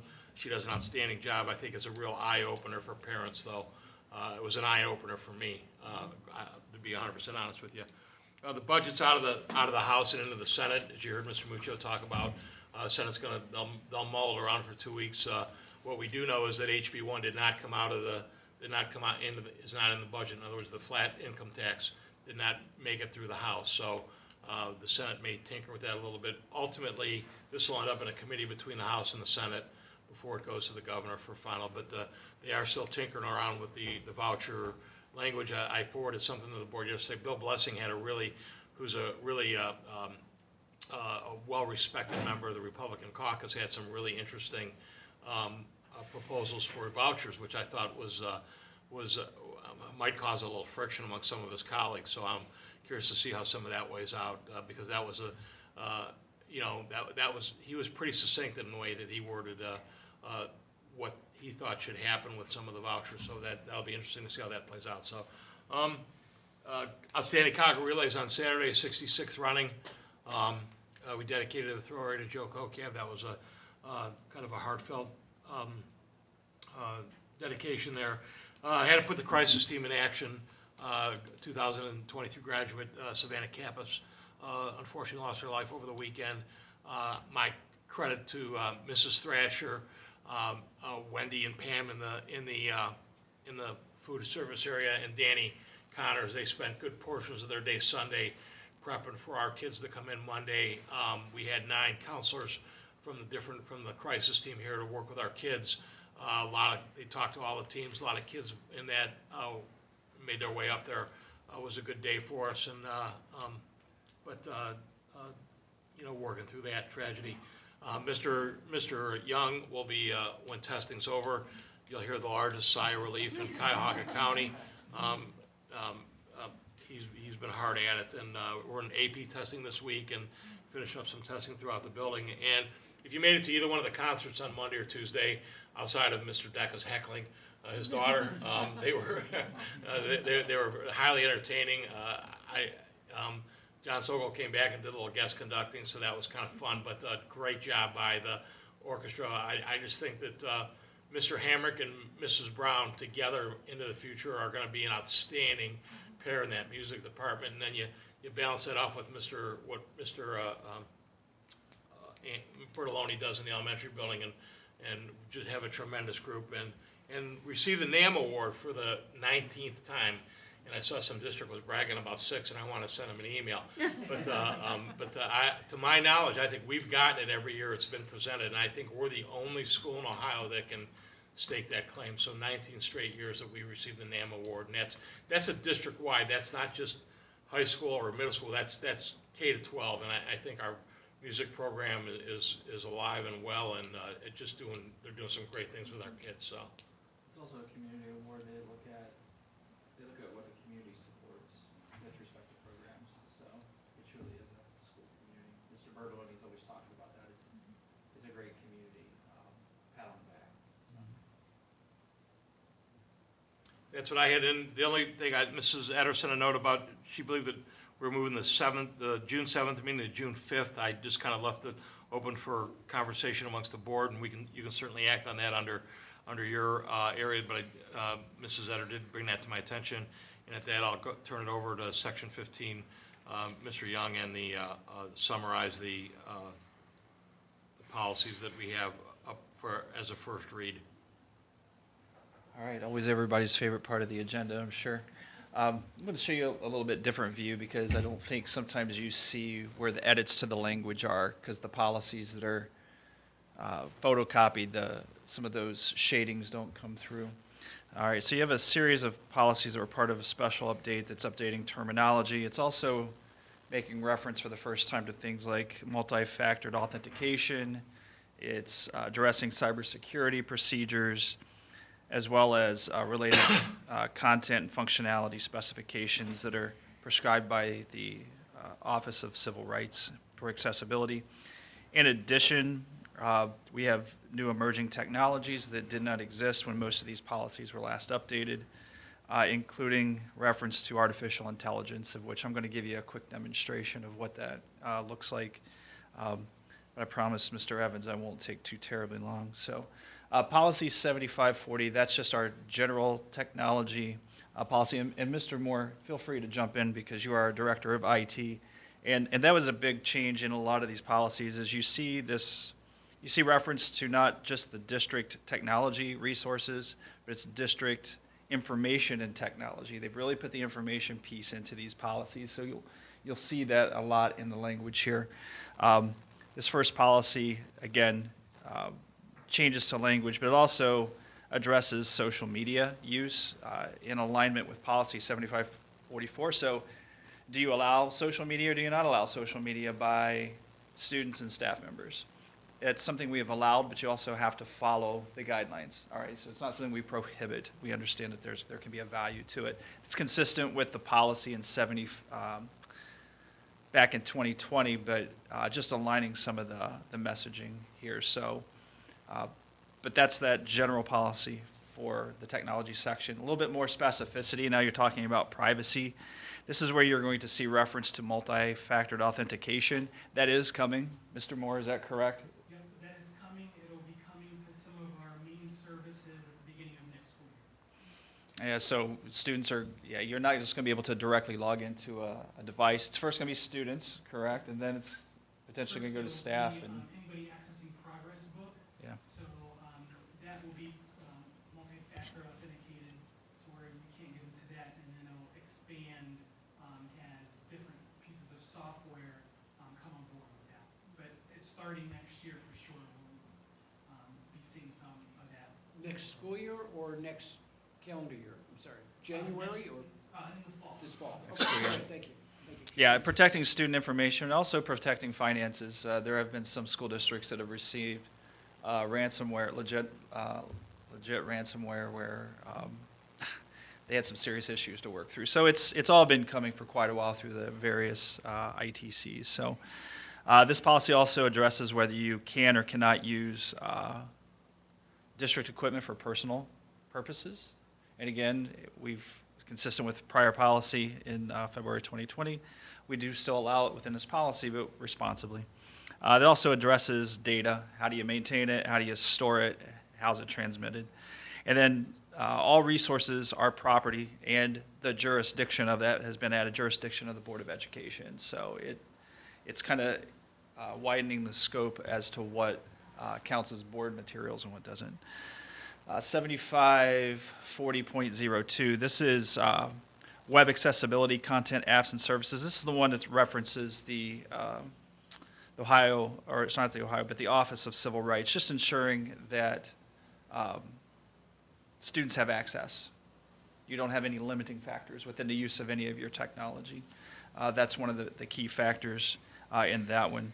It also, interestingly, it gives notice about the consent to use students' schoolwork or their name must be identified if you're going to use it on a website. Now, we have done similar things to that through our sign-on with final forms at the beginning of the year. The parents consent, you can use my child's photo, but we might have to revise that to say we can use a photo, we can use examples of student work, say artwork in an art show. All right, it could be proprietary for the student, or the student's name. So we may have to, Mr. Moore and I might have to look at what that initial agreement is at the beginning of the final form sign-on. Is there flexibility, do you think, within these policies? Because there's a number of options. Is there flexibility both now and potentially in the future as you and Mr. Moore noodle on some of these things to make changes or to bring them to board and us make changes? We can certainly do that, and we reach out to Neola anytime we feel that a policy may need to be adjusted. Mr. Evans, Mr. Moore, and I, we try to sit down and keep things as flexible as possible, as open-ended. It doesn't mean that you can't restrict it, it's just not stating explicitly that you do And I will tell you that with the way that some of these things are evolving, you're going to see similar policy changes next year. It's just not, this is what we have in front of us right now, but the way artificial intelligence and some of these things are evolving, there's just no way around it that I can guarantee you that we'll be having a discussion about a year from now about some policy Absolutely. changes. Yes, policy 7540.03 is the student technology acceptable use and safety. You've heard of an acceptable use agreement. This is what students sign off on. You're going to see some key changes here. For example, it's talking about, if I read it, it says this policy and its related administrative guidelines and the student code of conduct governs students' use of district information technology resources and students' personal communication devices when they are connected to district information and technology resources, including online educational services, apps, regardless of whether such use takes place on or off of school property. So you're starting to see it depends on, again, we have a filtering system. If a child is taking a Chromebook home, that is the property of the school district. Even if they are accessing their own Wi-Fi system, they're using our device to collect information, and it has to be done so responsibly. We have filtering that gives us alerts. But students, as you'll find if you go to the Thursday session, which is going to be pretty amazing, in good and scary ways, what we find out about how technology can work against us. So we're here to protect our children. One of the biggest things here was the introduction of language about artificial intelligence. Is it or is it not cheating? So we have not at this time selected that artificial intelligence is something that we would deny, just like when the calculator was first introduced into education, when different functions were introduced, when the internet was available to classrooms. Like, oh my gosh, what do you do with our encyclopedias? They have to learn a Dewey Decimal System. No, you don't anymore. The internet changed all that. I just want to give you, just so you know what it is that we're talking about here, the latest right now is ChatGPT. Okay, you've probably heard about this. This is the free version. I have unblocked access to this. Currently, our students and staff are actually filtered if they use our Wi-Fi device, but I have access because I like to play around with this to see what kind of things that you can do. So just let me give you an example. This is a use of it. I've already got some predetermined statements here. Let's say I wanted to develop, I'm a teacher, I wanted to develop a 90-minute lesson plan for a first grade classroom for teaching reading, aligned to an ELA standard, RF 1.2.B, and I put it in there, the science of reading, Haggerty phonemic awareness, and foundations. I also want to differentiate for gifted and students with disabilities. All right, I want you to watch what happens in real time here.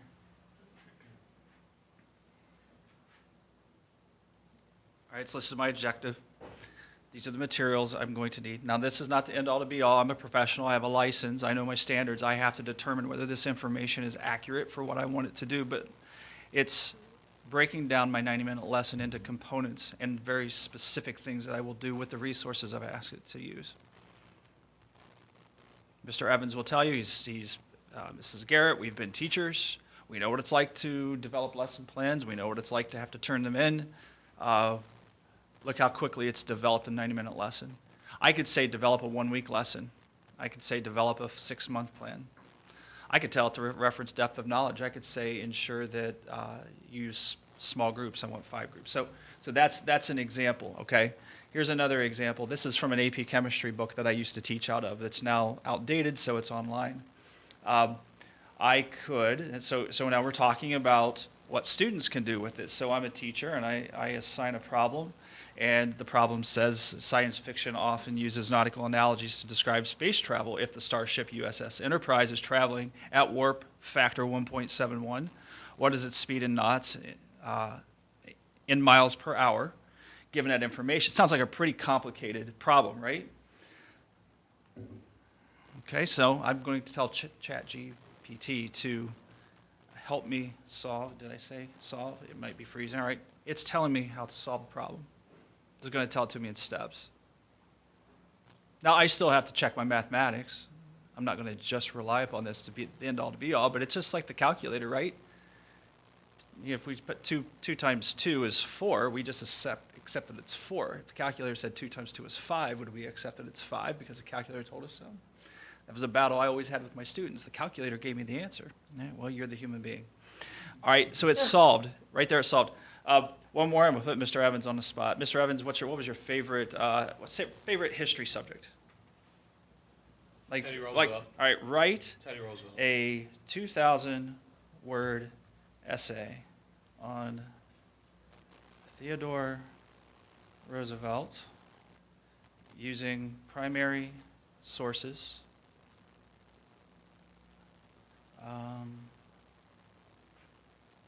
Now let's just see what it says.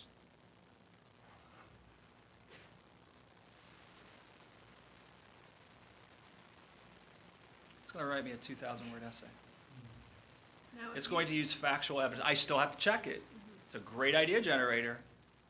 The idea may actually be spot on. If you type that in and I type it in, do we get the same essay? You do not. It produces two different essays. You will not get the same essay. It will never produce the same essay twice. So I just got a blind solicitation from a company that has an AI checker. Want to know if the school demoed it, so I immediately forwarded it to Mr. Young this morning to see if that So was this, something we so, wanted so, to so when look Mr. into. Evans said some of this might come back up, a year from now, we might be talking about it, do you consider this cheating? Or do you consider this an idea generator, a great resource or a tool like the internet was, like the calculator was, like so many things have been, of which we have to critically think about this and discuss this? Just because you write a paper doesn't mean that it's cheating with an AI generator, or maybe it does. So those are things that we have to, now it ran out of time here, it kind of timed out on me here because I have the free version. But that's what we're talking about when I say ChatGPT can give you medical advice, and that medical advice may be just as good as your general physician. This just goes to what, I used to tell people that the generational differences, that my generation wanted to know how everything worked. We're the guys that took bicycles apart and put them back together again. We need to know how everything worked before we messed with it. This generation doesn't care how it works. All they care is what can it do for them. And because they don't care how it's working, they're light years ahead of us because they're finding out what the technology can do for them. It's not going away. And what they're going to do is they're going to reinvent, they are, and Mr. Suchaki will tell you, they probably talk about this, the Career Center, they're reinventing the workforce. The workforce 20 years from now will have 50% of the workforce will be jobs that don't exist now. And it's Yeah, I because mean, of things like this. I work in corporate communications, and we just had somebody leave, and the question was, should we hire a writer? We don't need to hire a writer. We need to hire an editor and a consultant and somebody who can understand the business and edit what something like that can put Right. out. So I think that's exactly what you said. Like, we're not just going to hire somebody who can write. No, We don't. you don't really- need somebody we who don't can need write that. anymore. Yeah. It's just like computer software for engineers. You didn't need somebody who could get the exact answer. Computers could do that for 2 decades. You need somebody who has the idea. To put the idea into the computer will take care of the rest. Is it a good idea? So, It just seems to totally revolutionize the concept of learning. For me, it's a game changer. yeah. It's a game Are changer. you going to, or is this team going to, like, provide periodic updates to us? I mean, this to me is almost foundational in terms of its potential impact. And I know I'm asking a question that may not be able to answer, but I'm just astounded. Well, and I think this is where the law is trying to catch up with the technology, because the technology is coming so fast, because these types of systems, they use themselves to get more refined, to get smarter, so to speak. And this, like any other change, has to be with your teaching staff, is do you want to embrace what this can do for you, or do you want to say, no, I'm not going to embrace it, we're still going to break things apart? So I think a little bit of that, a lot of bit of that is, quite honestly, is buy-in and and quite honestly, administratively, that's a spoon at a time. It's not dumping the whole thing on top of them, because that can be overwhelming. And we have some staff that will take that ball and just absolutely run with it. We have other staff members that will be a little bit more reluctant to want to do that, because they've got tried and true ways of having done things before. So. And quite honestly, we're just coming out of COVID, we saw that our staff, when we went to the Google Meet and the Google Classroom, while they had a lot of professional development, some of them weren't using it. When they had to use it, they jumped on board, and we had Saturday sessions here, and everybody was on board that ship. Yep. The next policy is basically the sister policy. It's the acceptable use for staff.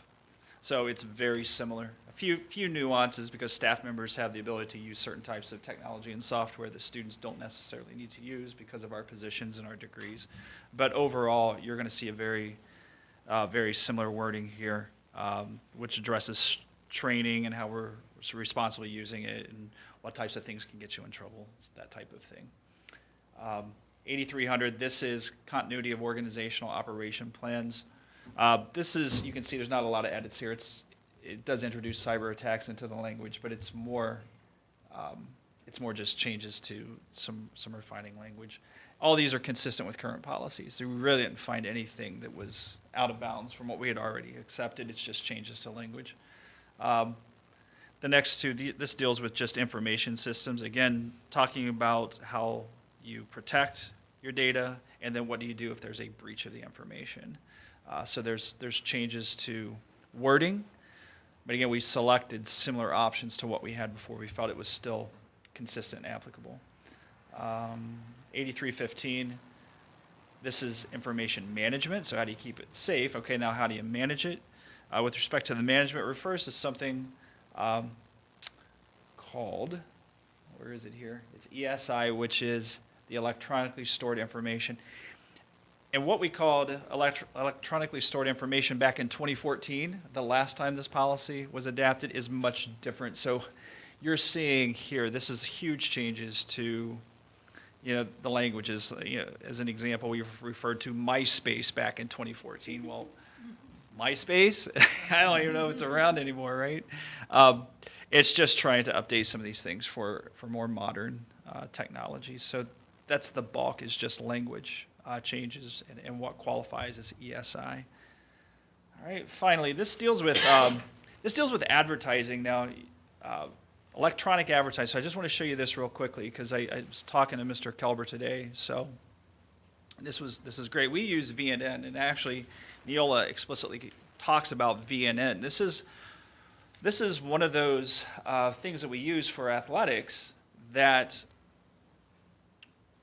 part of this is used as an advertisement piece. And you can see there's something broken here. There's a broken link here. That's our filtering system, not allowing whatever that advertisement is to come through.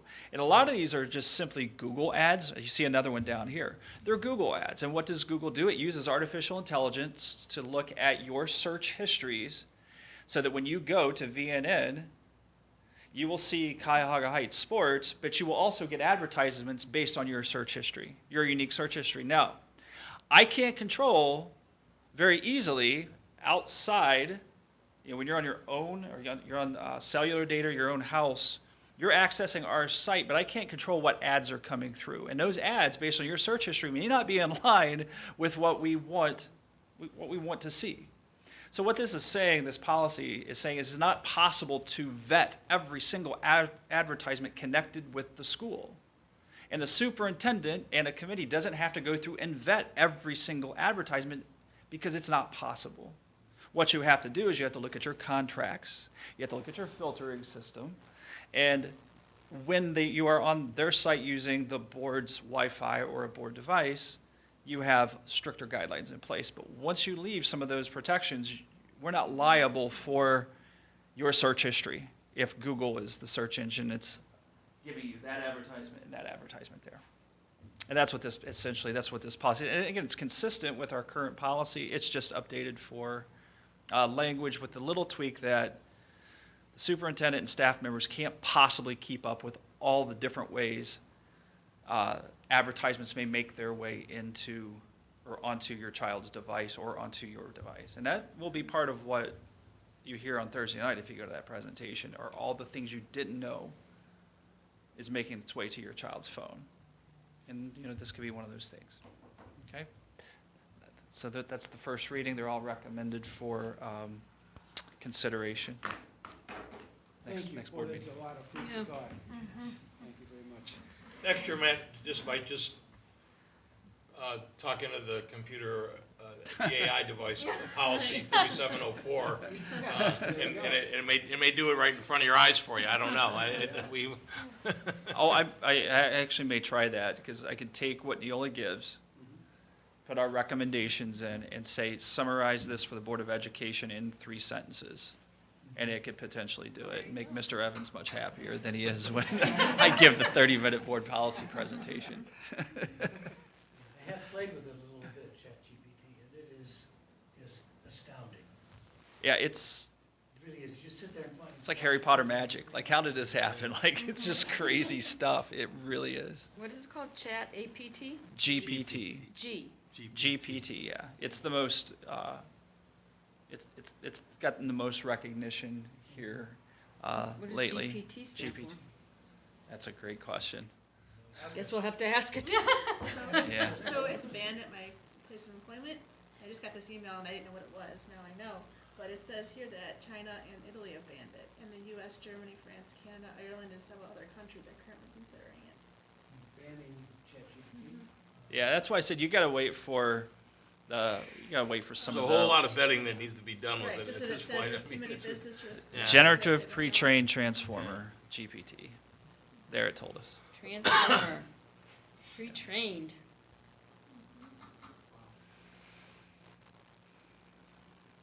Early on my speech was, but this is one of those moments. Yikes, yikes. Thank you. Yeah. Thank you very much. Moving on to item 16, board business resolutions. We have 2 this evening. May I have a motion to approve the board's consent agenda items, and we'll be back and discuss those? Yes, so Okay, I'll second. And with that, we'll go to item A, which would be a motion to approve attendance at the 2023 State of the Schools Chamber of Commerce event. And I believe a few of us, several of us have registered for that.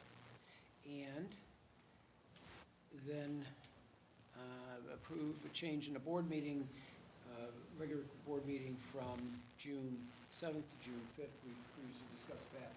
So is there any further discussion, concerns, what have you, on either of these? If not, we can move to vote. That was what we talked about, right? I believe it is. To reflect your schedule, Gary? right, I have asked to move that because I'll be out of the That was too rich. Okay, so then let's move to vote on those 2 items, please, which is a consent agenda. Mr. Suchaki? I'm Mr. Devon? Aye. Mrs. Decker? Aye. Mrs. Etter? Aye. Ms. Prowse? Aye. Motion passes 5-0. We're on agenda item 18, which is board discussion, committee reports, comments. Does anyone have anything for the group this evening? a really quiet person, relatively speaking. Just have to sign about 150 contract changes because there's something in the contracts that a bunch of people have to be removed and renewed every year. So you have to have a stack of papers like that you have to sign. There's a signing day coming up on Monday, May 8th. It's 11:30.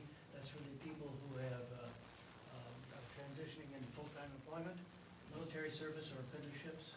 They get recognized in a special presentation. There's also a presentation coming up, but I don't know where it is at the moment.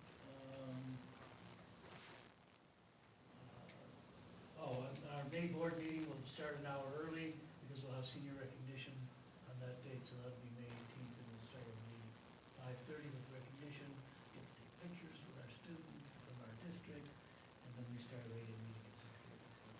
So that's about all I've got for this one. Was that other thing on the student from Cuyahoga Heights that was in that national competition, Durban? Is that what that was about? No, this is Andy. Jacob Zach. He's listed, he's in electrical systems, and he was one of the highlights for this one. I didn't send you I don't know if I even got an email update. Brian did not place. Jeffrey did not place. Okay. So Brian and I were chatting the whole time he was in California, because he sent me some pictures back early on, so I put them in Tom Talks, but they weren't gonna find out the final placements until the awards ceremony, and then they flew back Monday. So Brian did tell me that he didn't place in the top 5, or whatever they recognized. But what a Still outstanding accomplishment to do in a accomplishment. national competition. Great, that's a second. Alze Reyes was in Texas earlier for HOSA earlier on this year. So I do have a couple items. One, I know I received, and I think it was just today, an email from the OSBA where they're offering a Northeast Regional Dinner Conference at Berkshire High School. And I believe that the date precedes our next board meeting. So if, I think it's the 17th, I believe, Thursday night. I think it's a Thursday, the 17th. So I think that most of us have got it, it's in our inbox. And I hate to just throw this under the group right now, but I'm just wondering if there's any interest. If there is, we probably as a board need to, pass a motion that would allow, or a resolution that would allow people to attend that. Tell me again what it is, I don't think. There is an OSBA Northeast Region dinner/meeting, and there are going to be some OSBA officials that are going to speak at that meeting. It starts at 5:30, and then there's like a social half hour, 5:30 to 6. And I believe there's a meeting is 6 to 8, and this is at Berkshire High School. And I believe, I'm going from memory, but I believe it's Thursday, May 17th. So I've just kind of, I just got it today, so I'm just May putting it out 17th is a there. Wednesday. It is a Wednesday, you said? Because we've got a district track meet here, that's the only reason I know that. We're not in Okay. session that day. Okay. Well, I would have to check. It's either Wednesday, the 17th or the 18th. But I just put it out there for people's consideration. If there's strong interest, we as a board could probably approve attendance at that. If there isn't any interest, we'll just pass and move on to the next matter. We've got the meeting up here. It's May 18th, 6 to 8 p.m. Networking and light refreshments at 5:30. Join others from the Northeast region on May 18th for this free open house. The event occurs at Berkshire High School. Evening begins with a Northeast region update, followed by presentation from Mark Bobo, Senior Membership Engagement Consultant, Morgan, Senior Deputy Director of the Board, and Management Services, Nicole Visconti. Does it say what the cost is? I think there's complimentary, free. Yeah, I think it is. There's no meal with it, just like it's a networking, it's not a It's not a formal board. presentation. You don't have to approve separate funds, you've got a board service fund that you approve at the January 1st meeting, so that's, Okay. Well, I just wanted to put it out to make sure everyone's aware of it, if they have an interest in it. brand new high school. Berkshire's a brand spanking new high school. They did some things that I really like and some things that I really don't like, so it's, but they're attached to the county fairgrounds, Geauga County Fairgrounds, and,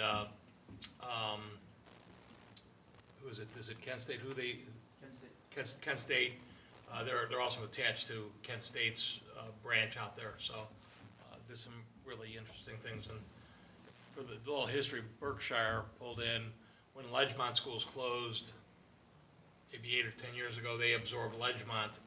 And I think the latest rumors of the Cardinal can't pass some levies that the next school to fall might be Cardinal, and Cardinal will become part of Berkshire's district as well. Might be interesting just to see the school. Well, again, I don't know if the board needs to actually pass a resolution or Yeah. just go.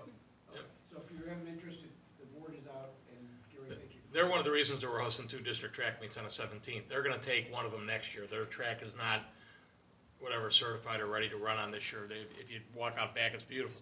It's a gorgeous facility, but they have already said that next year they'll take the 2nd district track meet. That's why we're hosting 2 on the 17th for the Northeast District.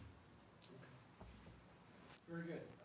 The other thing is I was wanting to thank Mr. Young, Mr. Kiefer, Ms. Martins, Ms. Myers, and Ms. Gentile, who are part of the first grade teaching curriculum or teaching staff. They invited me to attend the pilot program for the reading, and it was very informative, very educational for me, and I really enjoyed watching our staff work so closely with our students. Our students have got some great teachers and great programs, and I just really appreciated that time spent. So thank you, Mr. Young, and the rest of the team. Appreciate it. And Mr. Evans, I thank you and the members of your team that worked so actively over the weekend to try and facilitate, not try, but who worked to facilitate the on-site presence of the crisis response team this past week. A very difficult time, but thank you. I'd like to express sincere condolences to the Capus family. And Savannah was a great person, bright light. Missed. Well, unless there's any further comments or reports, I'm going to move to the next agenda item, which would be possible future agenda items. The only thing I've mentioned is Mr. Evans and I have talked a little bit and looked at the calendar, and I would be curious to know if the board has interest in reconsidering joining that voucher, anti-voucher lawsuit when the calendar flips and we go into the July, the new fiscal year. That would be the only future agenda item I would offer. And with that, it should be noted the Board of Education members received their agendas several days prior to the actual meeting, thus have had considerable opportunity to study it, ask questions, etc. Item 20, agenda screen's freezing. Oh, agenda information. Upcoming regular board meetings. We have upcoming regular meetings Wednesday, 24th, May 24th, 2023 at 7 p.m. We've now changed the Monday, June 7th meeting to Monday, June 5th at 6 p.m. And I have changed. Yeah, June Yeah. 7th is Wednesday. my bad. So we're going to move it to Monday the 5th. And Wednesday, June 21, we're going to keep at 7 p.m. And we are also penciling in a meeting on June 10th, a special meeting, and then there's another meeting scheduled. July 10th. July, July Yeah. 10th, yeah. I'm sorry, July 10th, and is what we're penciling in, and then there's going to be a work session meeting on July 19th, 23 at 6 p.m. So we're going to be adding July 10th to this. That's my understanding. A special meeting with essentially one item on the agenda is what I understand. Okay. Stay tuned for further details. So Yeah. with that, I'll take a motion to adjourn. I'll make the motion. I have a second. Second. Okay, Ms. Decker seconds. We can move to a roll call vote. Mr. Devens? Aye. Mrs. Decker? Aye. Mrs. Etter? Aye. Mr. Sajaki? Aye. Ms. Brass? Aye. Motion passes 5-0. It's 8:11 p.m. and we are adjourned. Thank you.